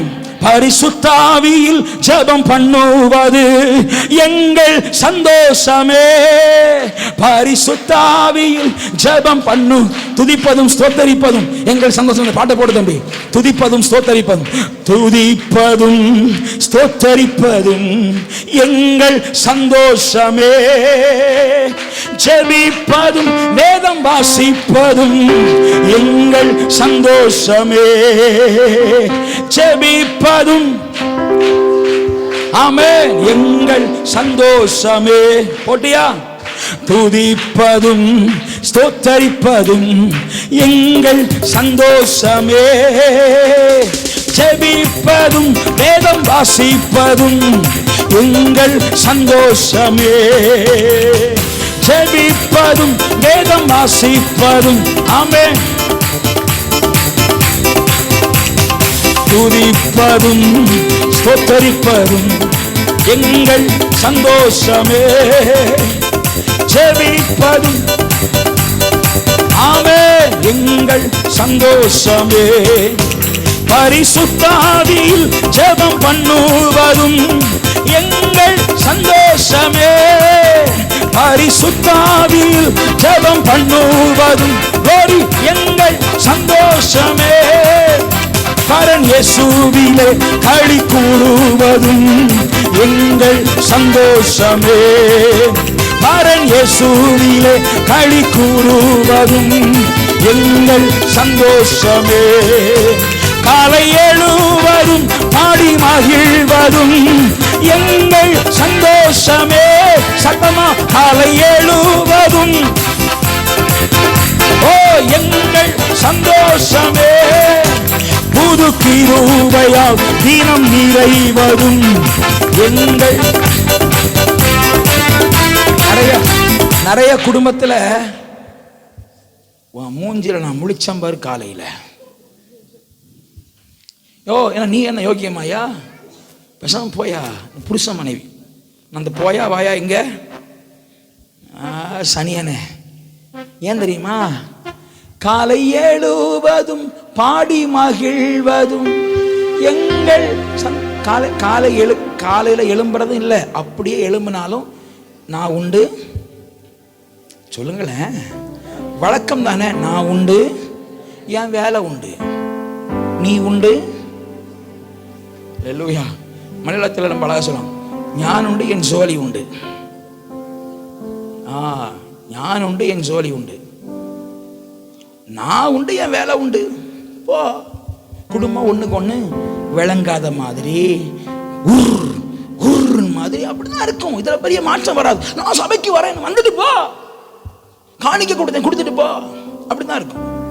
காலை எழுவதும் பாடி மகிழ்வதும் எங்கள் சந்தோஷமே. நல்ல கைதட்டி காலை ஏழு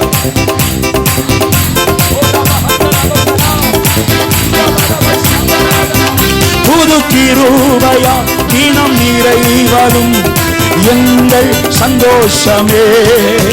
புது கிருபையா தினம் நிறைவதும் எங்கள் சந்தோஷமே. துதிப்பதும் ஸ்தோத்தரிப்பதும் எங்கள் சந்தோஷமே. செபிப்பதும் வேதம் வாசிப்பதும் ஓரி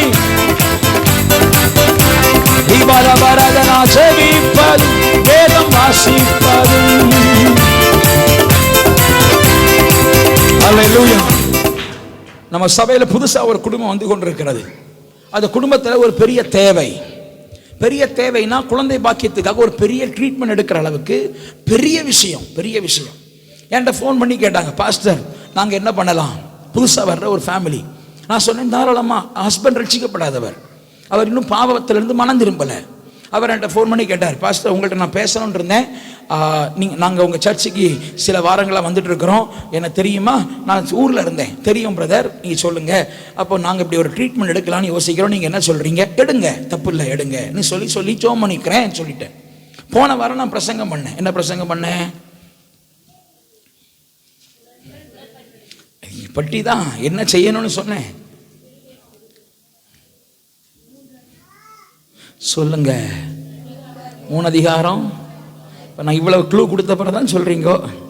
3 அதிகாரம் 3 மாசம். அவர் உட்கார்ந்து பிரசங்கத்தை கேட்டுட்டே இருந்தார்.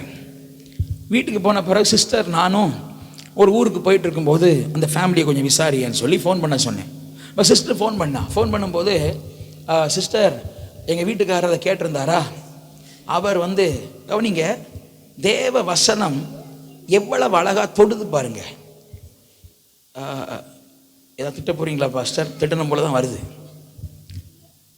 சில ஓட்ட உருவங்களை ஒண்ணுமே தொட மாட்டேங்குது. எவ்வளவு பிரசங்கம் பண்றோம். பவுல் சொல்றாரு, அவருக்கு கடுப்பு. அவரும் நல்ல பிரசங்கியார் தானே, விடிய பிரசங்கம் பண்ற பிரசங்கியார் பவுல். அவர் சொல்றாரு, பாம்பாட்டிகள் வினோதமாய் ஊதினாலும், விளங்குதா? பாம்பாட்டிகள் வினோதமாய் ஊதினாலும் உள்ள யாராவது சில ஆட்கள் விசுவாசி உண்டுங்கிறார். எங்களுக்கு இல்லை, பவுலுக்கு. எங்களுக்கு எவ்வளவா இருக்கும்? நீங்க என்ன யோசிக்கிறீங்க? பாஸ்டர்களை திட்டுறீங்களா இல்லை நல்லதா சொல்றீங்களா? உங்களுக்கு புரியுதா? நான் திட்டுறதா புரியுதா? புரியல, புரியாமலே இருக்கட்டும். அல்லேலூயா. ஒரே 2 வாரம் வந்த சகோதர 3 மாசம் வெயிட் பண்றேன். 3 அதிகாரம் வாசிக்கிறேன். நான் விசுவாசிக்கிறேன் 3 மாசத்துல இத்தனை அதிகாரம் பேசாம விட்டுரும். பேசும். நாம் ஆராதிக்கிறவர் ஜீவன் உள்ளவர், கையில் வைத்திருக்கிற வேதம் ஜீவன் உள்ளது. அவ்வளவுதான். எனக்கு அதான் ஆச்சரியம். பல ஆண்டு விசுவாசிக்கு காதுக்குள்ள ஏற மாட்டேங்குது, புதுசா வந்த விசுவாசிக்கு சர்ன்னு நுழையுது. அது கொஞ்சம் அடைப்பு இல்லை. சுசீகரன் ஐயா ஒரு நாள் என்கிட்ட சொன்னார், பாஸ்டர் எனக்கா ஜோம் பண்ணிக்கிடுங்க. சரி, என்ன ஐயா ஜோம் பண்ணலாம்? எனக்கு காது சரியா கேட்க மாட்டேங்குது, நான் சிஎம்சியில் போயிட்டு அந்த காது கேட்கும் கருவி வைக்கலான்னு இருக்கிறேன்னா. சரி ஐயா ஜோம் பண்ணிடுறோன்னு அப்போ அனுப்பி வச்சோம். அவர் போய் சிஎம்சியில் பார்த்தா அவர் டாக்டர் சொன்னாங்களாம், காது கேட்கும் கருவியெல்லாம் வேண்டாம், ஒன்றுமே இல்லை, கொஞ்சம் வேக்ஸ் இருக்குதுன்னாங்களா. என்ன இருக்குது? அப்போ சொன்னார், பாஸ்டர் உங்களுக்கு புரியும்படி சொல்லட்டுமா, அடைப்பு இருக்குது. நான் சொன்னேன், உங்களுக்கா இருக்குது? ஆமாம் ஐயா. நல்லா க்ளீன் பண்ணுவீங்க தானே? ஆமாம். இல்லை, நான் எங்கள் சபையில் நிறைய பேருக்கு இருக்குன்னு நினச்சிட்டு இருக்கிறேன். அல்ல இல்லையா? பக்கத்து கைப்பிடிச்சு கேளுங்க, உங்களுக்கு எதாவது அடைப்படைப்பு இருக்கா? அல்ல இல்லையா? இருக்கா? பக்கத்தில் எல்லாம் இருக்காங்களா? நல்லா கைப்பிடிச்சு கேளுங்க, அடைப்படைப்பு இருக்கா ஐயா? ஓ ஸ்தோத்திரம். நான் கோழி வளர்த்தேன். நான் என்ன வளர்த்தேன்? கோழி வளர்த்தேன். கோழி வளர்க்கும் போது கோழிக்கு சோகம் இல்லாமல் வரும். உங்களுக்கு வேறு ட்ரீட்மெண்ட் தெரியும், நீங்கள் எல்லாம் மருத்துவ டிபார்ட்மெண்ட்டில் உள்ளவங்க தானே. கோழிக்கு சோகம் இல்லாமல் வரும்போது நாங்கள் வந்து 2 மருத்துவம் பண்ணுவோம். ஒன்று வெள்ளை பூண்டு இருக்குல்ல, பூண்டை வந்து அரைச்சி கோழிக்கு வாய்க்குள்ளே வைப்போம். உங்களுக்கு தெரியுமா அது? அப்படி ஒரு வைத்தியம் தெரியுமா? உண்டு. அதுக்கு முன்னாடி அதுக்கு அடுத்து என்ன செய்யலாம், கருவேப்பிலை இருக்குல்ல, கருவேப்பிலை அதை அரைச்சி கோழிக்கு வாய்க்குள்ளே வைப்போம். இதுக்கு முன்னாடி என்ன செய்வோம்னா, கோழிக்கு மேலே ஒரு அன்னக்கூடையை கவுத்து போட்டுக்குவோம். கவுத்து போட்டுட்டு அன்னக்கூடைக்கு மேலே டம டம டம டம டமன்னு அடிப்போம். அது என்ன ட்ரீட்மெண்ட் தெரியுமா? நீங்கள் நினைக்கிறீங்களா அல்ட்ரா சவுண்ட் ட்ரீட்மெண்ட்லாம் நாங்கள் அப்பவுமே கண்டுபிடிச்சிருக்கிறோம். இல்லை, அது இது நான் சொல்கிறது உண்மையாக யாருக்காவது செஞ்சு பார்த்துருக்கீங்களா? எங்கள் வீட்டில் அந்த ப்ராசஸ் உண்டு. அப்படி தெரியும், எனக்கு இது ஏற்கனவே தெரியும் பாஸ் சொல்லலாம். கை தூங்க பார்ப்போம். தெரியுமா பிரதர்? திருநெல்வேலியில் உண்டு. அப்போ வெரி குட். எங்கள் வீட்டில் எங்கள் பாட்டி என்ன செய்வாங்கன்னா, ஒரு கோழிக்கு சோம் இல்லாமல் தான் கோழி தூங்கும். பார்த்துருக்கீங்களா ஐயா? நாம் ஒன்றும் நியூயார்க் சிட்டியில் கிடையாது. கோழியே தெரியாதவங்க கோழிக்கு சோம் இல்லாமல் தான் என்ன செய்யும்? இப்படி இருக்கிற தலை. அப்போ கோழி தூங்கிச்சுன்னு அர்த்தம், சுகம் இல்லைன்னு அர்த்தம். அதை அன்னக்கூடையில் கவுத்து போட்டு டம டம டம டம. நான் யோசிக்கிறேன், சில விசுவாசிகளுக்கு ஸ்பெஷலாக அன்னக்கூடை ஒன்று பண்ணி அல்லேலூயா உள்ளே போட்டு டம டம டம டமன்னு மேலே அடிச்சோன்னு வைங்களேன். விசுவாசி அடிக்கப்படாது, அன்னக்கூடை மேலே.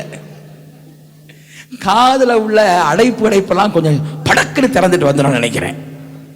அல்லேலூயா. பவுல் வருத்தப்படுறார். எனக்கு வருத்தம் இல்லை, பவுலுக்கு வருத்தம். பாம்பாட்டிகள் வினோதமாய் ஊதினாலும், தலைமுடியை விட்டுடான்னு சொன்னாலும் காது அடைச்சிருக்குல்ல. அல்லேலூயா. சிலர்லாம் வித்தியாசமா இருக்கீங்க. ஸ்தோத்திரம். காதுல சொலவு மாட்டுறீங்க, கையில பாட்டில் போடுறீங்க. என்னது காதுல சொலவு மாட்டுறது? கையில் என்ன போடுறீங்க? போகிற வளையல் 4 வளையலை தங்கத்தில் போடக்கூடாதா? உங்களுக்கும் பயன், எங்களுக்கும் பயன். நான் சொல்றது விளங்குதா இல்லையா? நல்லா இருப்பிய, திடீர்னு கத்துறவனுக்கு கழட்டி போட்டு போயிருவிய, அதுவும் ஊழியத்துக்கு உதவும். இல்லையா? உங்களுக்கு ஆத்திர அவசரத்துக்கு என்ன செய்யலாம்? கொண்டு போய் சேர்த்துட்ட மாரோடிட்டு அடமானம் வச்சு ஏதாவது யூஸ் பண்ணிக்கலாம். இது பாட்டிலாம் தூக்கி போட்டு, இது எதுக்கு? புருஷன் மனைவி சண்டை போடும்போது 4 வளையல் உடஞ்சா கை தானே கிழியுது. அல்லேலூயா. அது ஒரு ஃபேஷன் போல இருக்கு. ஸ்தோத்திரம். ஆமென். பரிசுத்த ஆவியானவர் வந்தா சந்தோஷம் உண்டாகும், களிப்பு உண்டாகும், மகிழ்ச்சி உண்டாகும். அது மாத்திரமல்ல, வாசிக்கலாமா? ஹோலி ஸ்பிரிட். யோவான் 16:13 வாசிப்போம். யோவான் 16:13. நான் கவனிங்க, நான் பொம்பளை பிள்ளைகளுக்கு சொல்றேன். அன்பா, இங்கே 1-2 பிள்ளைகள் இப்போ இல்லை. அன்னைக்கு ஒரு பிள்ளையை பார்த்தேன். கவனிங்க, எனக்கு ஞாபகம் இல்லை, வந்தாலும் சொல்ல மாட்டேன், கவலைப்படாதுங்க. வளையல் எதுக்கு போடுவாங்க? வளையல் எதுக்கு போடுவாங்கம்மா? ஏமா நம்ம கலாச்சாரத்தை பார்த்து சொல்லம்மா. வளையல் எதுக்கு போடுவாங்க? வளையல் எதுக்கு? வந்தவங்கெல்லாம் வளையல் போடுவாங்களா பிரதர்? எதுக்கு? 2 நேரம் போடுவாங்க. தெரியுமா உங்களுக்கு சிஸ்டர்? நானே தெளிவாக இருக்கிறேன், உங்களுக்கு தெரியும். 2 நேரம் போடுவாங்க. ஒன்று வளகாப்புக்கு, 2வது புருஷன் இறந்துட்டா. நமக்கு வளகாப்பும் கிடையாது, புருஷனும் சாகலை. தோத்துறோம். அல்லேலூயா. நல்லா தெளிவாக இருங்க, என்ன தெளிவாக இருங்க. நம்ம ஏன் இதெல்லாம் செய்கிறோம்னு யோசிக்கணும். அல்லேலூயா. கொஞ்சம் போக போக, பாஸ்டர் என்ன பிரசங்கம் பண்ணுறான்னு நினைக்காதுங்க. கொஞ்சம் போக போக இந்த மூக்கை குத்தி இருக்கீங்களா? காதை குத்துறியே நல்லது, ரைட். அது ஒரு மாதிரி இருக்கு, பார்க்க நல்லா இருக்கு. மூக்கை குத்தி இருக்கிறியா எல்லாம், அதை கொஞ்சம் எடுத்துருங்க. கத்தர் வச்ச மூக்கு நல்லா இருக்கு, ஏற்கனவே 2 ஓட்டை இருக்கு. சிஸ்டர், டியூப்ல இடையில ஓட்டை விழுந்தா என்ன ஆகும்? டியூப்ல இடையில ஓட்டை விழுந்தா என்ன ஆகும்? பிள்ளைகள்லாம் இங்கே வந்து கலாச்சாரம், மூக்கு குத்தணுங்கிறது கலாச்சாரம்.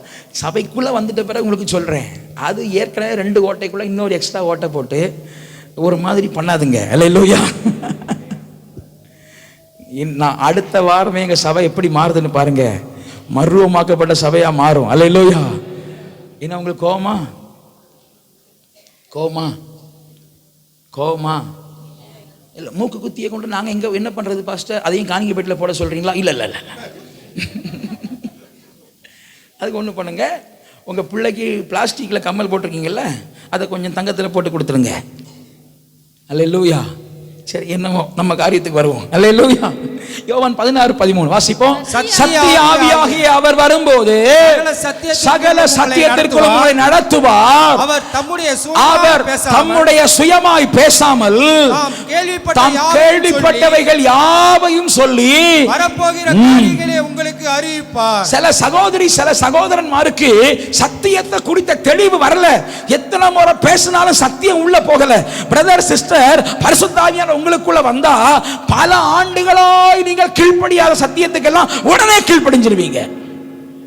ராமன் சொல்லுங்க. பிரேயர் செல்லுக்கு போங்க சிஸ்டர், எங்க வீட்டுக்காரர் விட மாட்டாரு பாஸ்டர், இப்படியே சொல்லிட்டு இருப்பீங்களா? பரிசுத்த ஆவி மட்டும் பெற்றுக்கொள்ளுங்க, உங்களை பிடிச்சு நிறுத்தினா கூட நிக்க மாட்டீங்க. சத்தமா சொல்லுங்க. அல்லேலூயா. நீங்க வீட்டுல இருக்க மாட்டீங்க சிஸ்டர், உங்களால ஊழியம் செய்யாம இருக்க முடியாது, தெருத்தெருவு அலையாம இருக்க முடியாது. என் தகப்பன் தாகம் தாகம்னு சொல்றாரு, அவர் தாகம் நிறைவேற்றணுமே. என் தாகத்துக்கு பகலெல்லாம் வேலை செய்தேன், சாயங்காலம் வீட்டுக்கு வர்றேன், முகத்தை கைய கால கழுவிட்டு கொஞ்ச நேரம் ஜெபம் பண்ணிட்டு என் அப்பாவுடைய தாகத்துக்கு ஓடணும்னு நீங்க கட்டாயம் ஓடுவீங்க. அதை நடத்துகிறவர் பரிசுத்த ஆவியானவர். அல்லேலூயா. அப்ப பரிசுத்த ஆவியானவர் சகல சத்தியத்திற்குள் ஞானஸ்தானம் எடுங்க. ஏன் எடுக்கணும்? கள்ளன் எடுத்தானா, அவர் எடுத்தாரா, இப்படி கேட்க மாட்டீங்க. ஆவியானவர் உள்ள வந்தா சொல்றதுக்கு உடனே கீழ்ப்படிவீங்க. பக்கத்து கைப்பிடி சொல்லுங்க. நீங்க சொல்ற காரியத்துக்கு, நிறைய காரியத்துக்கு ஏன் கீழ்ப்படியாம இருக்கிறீங்க தெரியுமா? ஆவியானவர் வராதனால, மாம்சம் மேற்கொள்றதுனால உங்களால சில சத்தியத்திற்கு கீழ்ப்படிய முடியல. கர்த்தருடைய சத்தியத்திற்கு கீழ்ப்படியணும்னா பரிசுத்த ஆவியானுடைய உதவி வேணும். நான் சொல்றது புரியுதா சிஸ்டர்? உங்களுக்கு சத்தியம் விளங்குதா? சத்திய ஆவியானவருக்கு நீங்க ஒப்பு கொடுத்தாதான் ஆவியானவர் சகல சத்தியத்திற்குள் என்ன செய்வார்? நடத்துவார். ஆமென். அல்லேலூயா. சில விஷயம் பெருசா இருக்கும், ஆவியானவர் உங்களுக்குள்ள வந்தா ஆவியானவர் உணர்த்து. நான் இப்ப சொன்னேன்ல, மூக்குத்தி போட்டிருக்கீங்க, தப்பு கிடையாது, போட்டுக்கிட்டுங்க. அப்புறம் வீட்டில் கிட்ட சண்டை வந்துட போகுது. பிறகு பாஸ்டர் தான் சொன்னாரு மூக்கு குத்தியை கலட்டுறதுக்குன்னு வம்பு வந்துட போகுது. நான் பொதுவாக என்ன சொல்லுவேன்னா, கொலுசு தான் ஒரு மாதிரி சொல்லுவேன். ஐயா ஒன்றுன்னா கை வைக்கிறீங்களா? தோத்திரம். அல்லேலூயா. ஒன்றுன்னா கை வைக்கிறேன் ஐயா. எனக்கு நான் அப்போ சொல்லுவேன், என்ன அவசியமா அப்போ சொல்லுவேன், இப்போ ரொம்ப சொல்றது இல்லை. இப்போ எல்லாருமே ஜல் ஜல் ஜல் ஜல்னு போடுறீங்களா? நான் அப்போ என்ன சொல்லுவேன்னா, இப்போ நான் சொல்றது இல்லை, நான் இப்போ சொல்றது மாதிரி நீங்க நினைக்க கூடாது. அப்போ என்ன சொல்லுவேன்னா, நான் ஜெபம் பண்ணிட்டே இருக்கும்போது உள்ள ஏக்கி பிசாசு நடந்து வர்ற மாதிரியே இருக்குமே. என்ன பிசாசு? ஏக்கி பிசாசுன்னா ஜாக்கியை நான் சொல்லலை, அது ஏக்கினா திருநெல்வேலி இல்லை, ஏசக்கின்னு ஒரு பிசாசு உண்டு. என்ன பிசாசு? ஏசக்கி பிசாசுன்னு, அது ஒரு பொம்பளை பிசாசு. இங்கே நம்ம சொல்கிறோமா பத்திரகாளி பிசாசு, அது ஜல் ஜல் ஜல் ஜல்னு ஜெபம் பண்ணும்போது நெருங்கி வர்ற மாதிரி நமக்கு ஆவியில் ஒரு எழுப்புதல் உண்டாகி இயேசுவின் நாமத்தில் போ பிசாசு. எல்லாம் கண்ணை திறந்து பார்த்தா பிசாசு இல்லை, நம்ம விசுவாசு.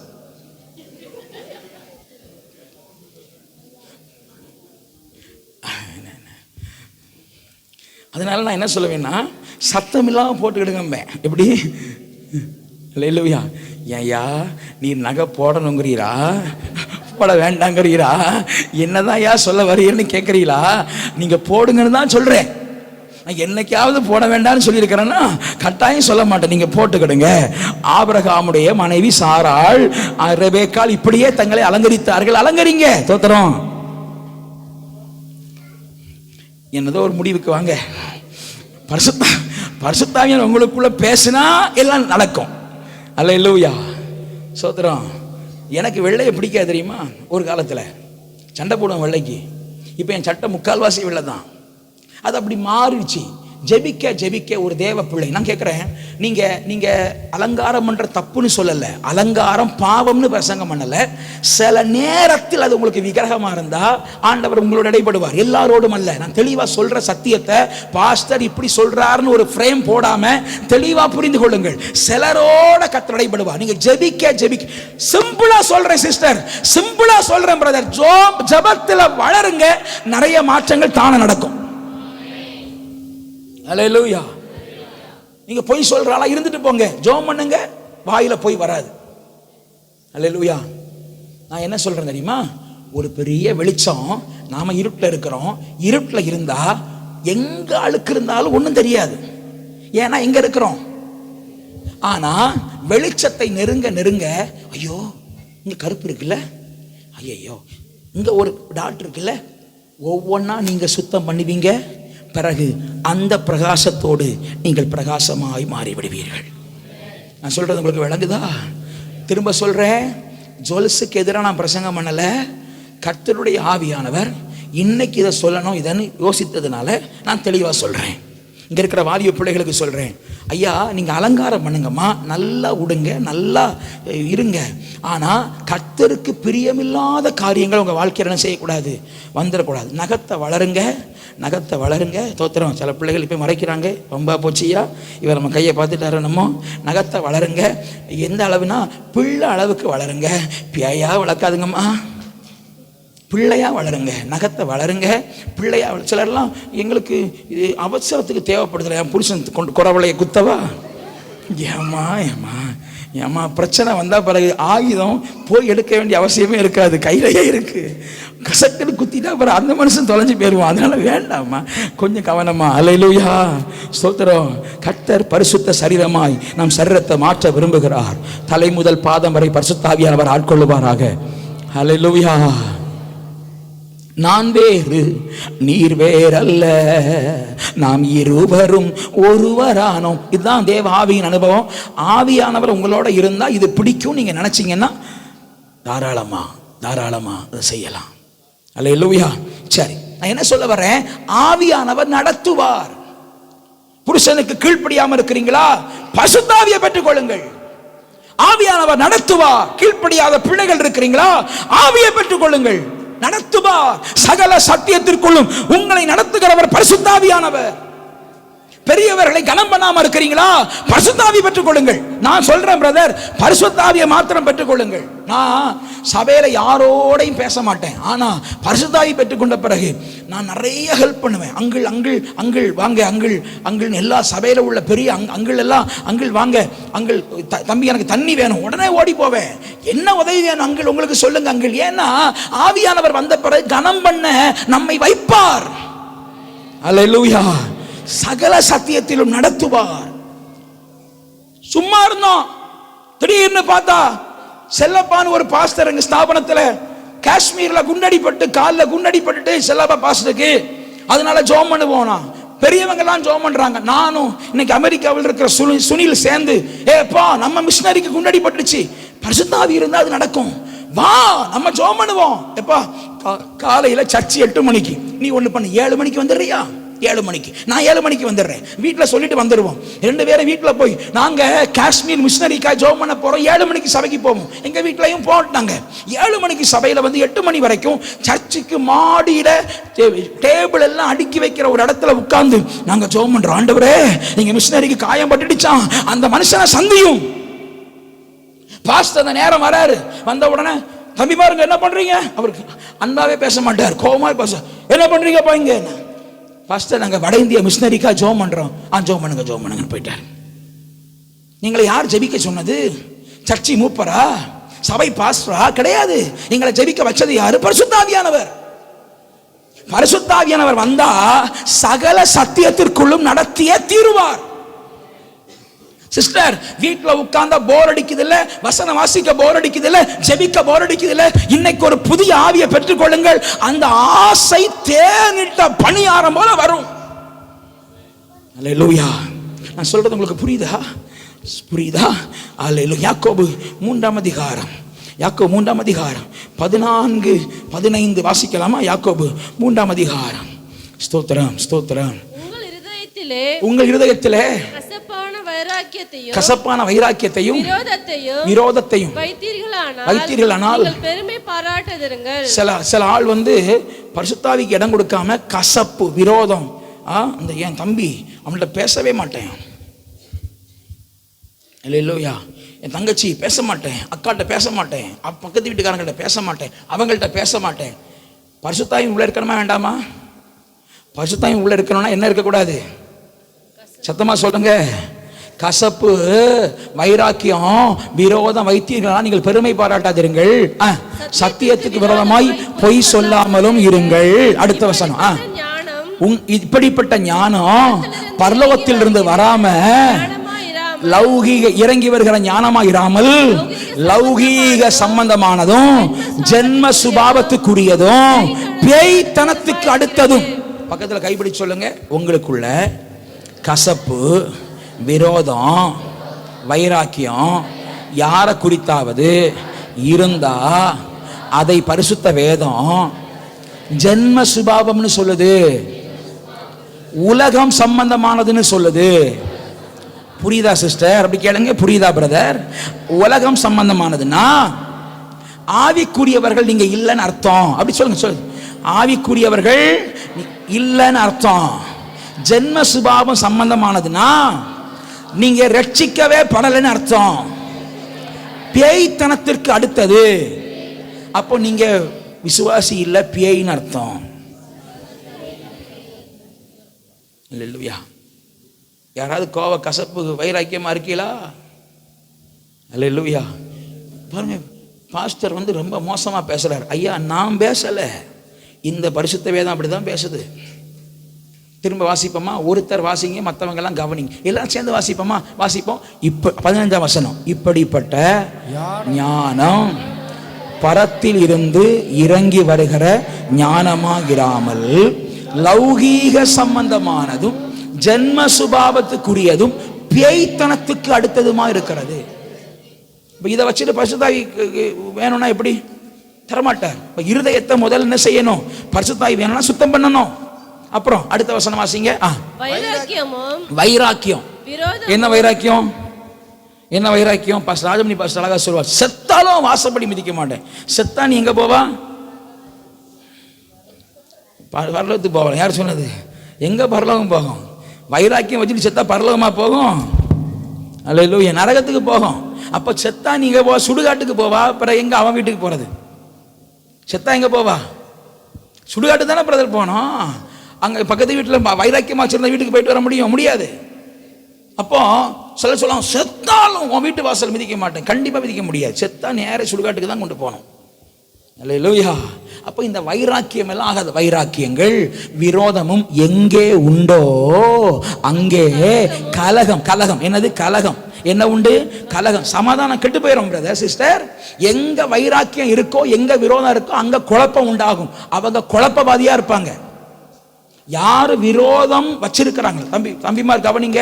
சபையில எனக்கு அவனை பிடிக்காது, இவனை பிடிக்காது, பிரதர்ஸ் எனக்கு அந்த பிரதரை பிடிக்காது, இந்த பிரதரை பிடிக்காது, சகோதரிமார் எனக்கு இவங்களை பிடிக்காது, அவங்கள பிடிக்காதுங்கிற விரோதம் இருந்தா நீங்க தான் சபையில கலகக்காரங்களா இருப்பீங்க, குழப்பவாதியா இருப்பீங்க.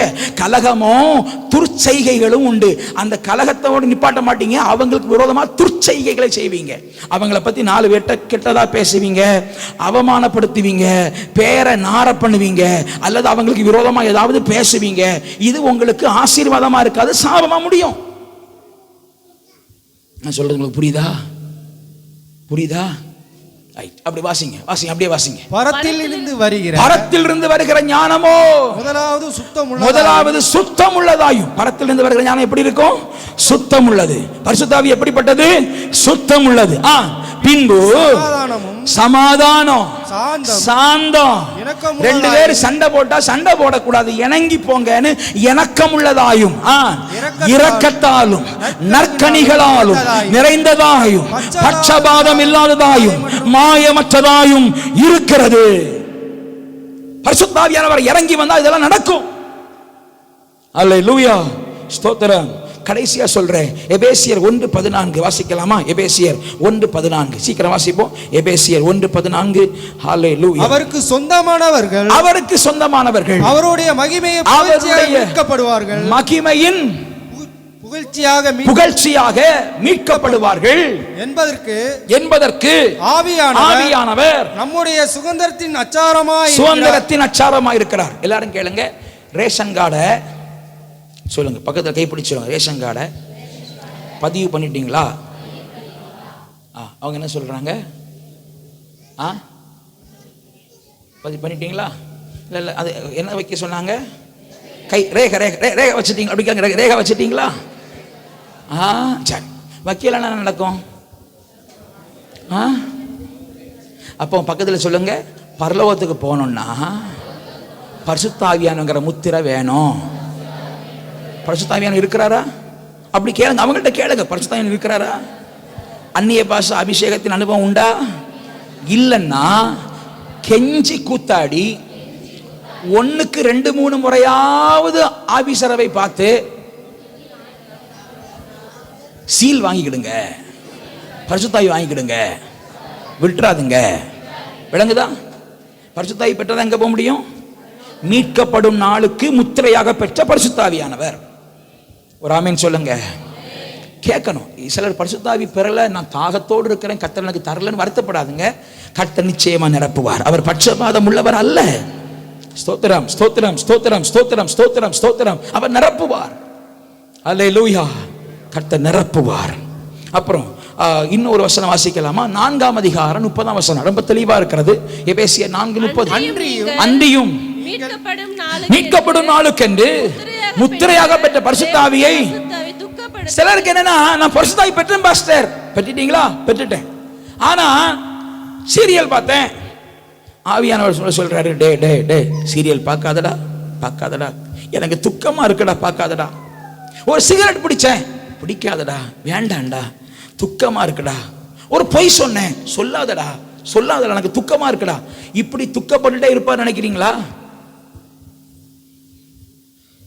சகோதரர்களே, சகோதரிகளே, கொஞ்சம் எனக்கு பேசுவீங்களா? ஆவியானவரை நம்ம செய்கிற சின்ன சின்ன தவறுகளால துக்கப்படுத்தி கொண்டே இருந்தா அவர் துக்கப்படுத்தி கொண்டே இருப்பார் நினைக்கிறீங்களா? நல்லா கவனிங்க. இந்த நாட்கள்ல பல முறை ஆவியானவர் நமக்குள்ளே துக்கப்பட்டு கொண்டே இருக்கிறார். பழைய நாட்கள்ல ஒரே ஒரு முறை துக்கப்படுத்தினான் சவுல். ஒரு முறை நடந்த சம்பவம் என்ன தெரியுமா? ஆவியானவர் தன்னை விட்டு விலகினதை அவன் அறியாதிருந்தான். சிம்சோன் 1-2 முறை துக்கப்படுத்திட்டே இருந்தான். ஆண்டவர் அவன் குறுக்கிட்டு பார்த்தார். கடைசியில ஆவியானவர் தன்னை விட்டு விலகினதை, பாஸ்டர் என்னோட விலகல தெரியுமா? நான் இன்னைக்கு ஜெபம் பண்ணாலும் நல்லா கை தட்ட முடியுது. கை தட்டுறது பரிசுத்தாவி அல்ல. அந்நிய பாஷை கூட சில நேரம் வருது பாஸ்டர். ஒளியின் தூதனுடைய வேஷம் தரித்த பிசாசு கூட அந்நிய பாஷை பேச நான் கேட்டிருக்கிறேன். நான் உங்களை குழப்பறதுக்கு பேசல, பிரசங்கம் பண்ணல, தெளிவடைவதற்காக சொல்றேன். அப்ப கைதட்டுறதோ அந்நிய பாஷை பேசுறதோ ஆவியின் அடையாளமா எடுத்துக்கொள்ள முடியாது. அப்ப பரிசுத்தாவி இருக்குதுங்கிறதுக்கு என்ன பாஸ்டர் அடையாளம்? உங்களிலிருந்து வெளிப்படுகிற கனிகள் தான் அடையாளம். ஹல்லேலூயா. பிரதர், நீங்க பரிசுத்தாவி பெற்ற விசுவாசியா இருந்தா அன்பு வரும், சந்தோஷம் வரும், சமாதானம் வரும், நற்கிரியைகள் வரும், சாந்தம் வரும், தயவு வரும், இச்சை அடக்கம் வரும், சகல ஆவியின் கனிகளும் உங்களுக்குள்ள இருந்து வெளிப்படும். அப்பதான் நீங்க பரிசுத்தாவி பெற்றிருக்கிறீங்கன்னு அர்த்தம். கை தட்டுறதுனாலயோ ஆவியில் நிரம்புறதுனாலயோ அல்ல நீங்க பரிசுத்தாவி பெற்றீங்க நம்ப முடியாது பிரதர். உங்க கிரியைகள் தான் நீங்க பரிசுத்தாவி பெற்றிருக்கிறீங்களா இல்லையாங்கிறத வெளிப்படுத்தும். அல்லேலூயா. யாரு பரிசுத்தாவி பெற்றிருக்கிறீங்கிறத யோசித்து பாருங்க. கையெல்லாம் தூக்க சொல்லலை. இப்போ உங்களுக்குள்ள யோசித்து பாருங்க. ஒருவேளை நீங்க பரிசுத்தாவியை துக்கப்படுத்தி இருந்தா கெஞ்சி கேட்டு, வாங்கப்பா வாருங்க என் நேசரே, மறுபடி என்னை உயிர்ப்பிங்கப்பா, என்னை பலப்படுத்துங்கப்பா, உங்க ஆவியின் நிறைவனுக்கு வேணும் ஆண்டவரே, நீங்க இல்லாம நான் பரலோகத்துக்கு வர முடியாதுன்னு பாஸ்டர் பிரசங்கம் பண்றாரு. ஆவியானவரே நீங்க இல்லாம நான் ஜெயமுள்ள வாழ்க்கை செய்ய முடியாது. அவருடைய பெயரே பரிசுத்தாவியானவர். பரிசுத்தமாய் வாழ்வதற்கு உதவி செய்கிறவர் பரிசுத்தாவியானவர். பரிசுத்த ஆவியானவர் இல்லாம ஒரு ஜெயமுள்ள வாழ்க்கை செய்ய முடியாது. நான் செய்கிற தவறுகளை பரிசுத்த ஆவியானவர் இருந்தா எனக்கு உணர்த்தி கொடுப்பார். பரிசுத்த ஆவியானவர் இல்லாவிட்டால் நான் செய்கிற தவறுகள், யார் தவறு செய்யல, யார் தப்பு செய்யல என்கிற ஒரு மன கடினம் எனக்குள்ளே உருவாகி போகும். பரிசுத்த ஆவியானவர் இருந்தா, மகனே மகளே, செய்யாதே, விழாதே, போகாதே, தேடாதே என்று ஆவியானவர் நம்மோடு எச்சரித்துக் கொண்டே இருப்பார். சொல்றது உங்களுக்கு புரியுதா? பரிசுத்த ஆவியானவர் கண்டிப்பா வேணும். அல்லேலூயா. சரி, நான் உங்களுக்கு அன்பா சொல்றேன், அடுத்த வாரம் நான் ஒரு 3, இன்றைக்கு நேரம் ரொம்ப ஆயிடுச்சு, கர்த்தருடைய பந்தி இருக்கிறது. ஒரு 3, யாருமே வராமல் இருந்துடக்கூடாது, எல்லாரும் வரணும். ஒரு 3 நாட்கள் ஒரு பொழுதாவது உபவாசத்தோடு வாங்க. நான் சொல்றது உங்களுக்கு புரியுதா? ஒரு பொழுதாவது அப்படின்னா காலையில் ஒரு நேரம் சாப்பிடாமையோ வாங்க. இல்லை பாஸ்டர், நான் 3 வேளையும் சாப்பிடாம வரப்போகிறேன், அது கர்த்தருக்கு உங்களுக்கு உரியது. 2 வேளை சாப்பிடாம நான் ஞாயிற்றுக்கிழமை ஒரு புதிய வல்லமையை பெற்றுக்கொள்ளணும்னு ஆயத்தமாக வரப்போகிறேன்னா கர்த்தர் உங்களை நிச்சயமாக ஆசீர்வதிப்பார். அல்லேலூயா. அடுத்த வாரம் ஒரு ப்ரிப்பரேஷனாக வாங்க. என்ன கட்டாயம் சொல்கிறேன், ஒரு ஆயத்தமாக வாங்க. கர்த்தர் பட்சபாதம் உள்ளவர் அல்ல, உங்களை அபிஷேகம் பண்ணுவார். அந்த அபிஷேகம் மகிமையாக இருக்கும். ஸ்தோத்திரம். அந்த அபிஷேகம் நான் சொல்லட்டா, நீங்கள் சபையில் அபிஷேகம் பெற்றுட்டு மாந்திரிகம் உள்ளவங்க வீட்டில் போய் கால் வைங்க, எல்லா பொல்லாதாவையும் ஓடி போயிடும். ஓடுமா ஓடாதா? ஓடுமா ஓடாதா? பொல்லாத ஆவிக்காக ஒரு நாள் உபவாசம் பண்ணி ஜெபம் பண்ணணும் பாஸ்டர், தேவையே இல்லை. நீங்க சபையில அபிஷேகத்தில் நிறைஞ்சிட்டு போய் கை வச்சு பாருங்களேன், அங்க காரியம் மாறுதலாம் முடியும்.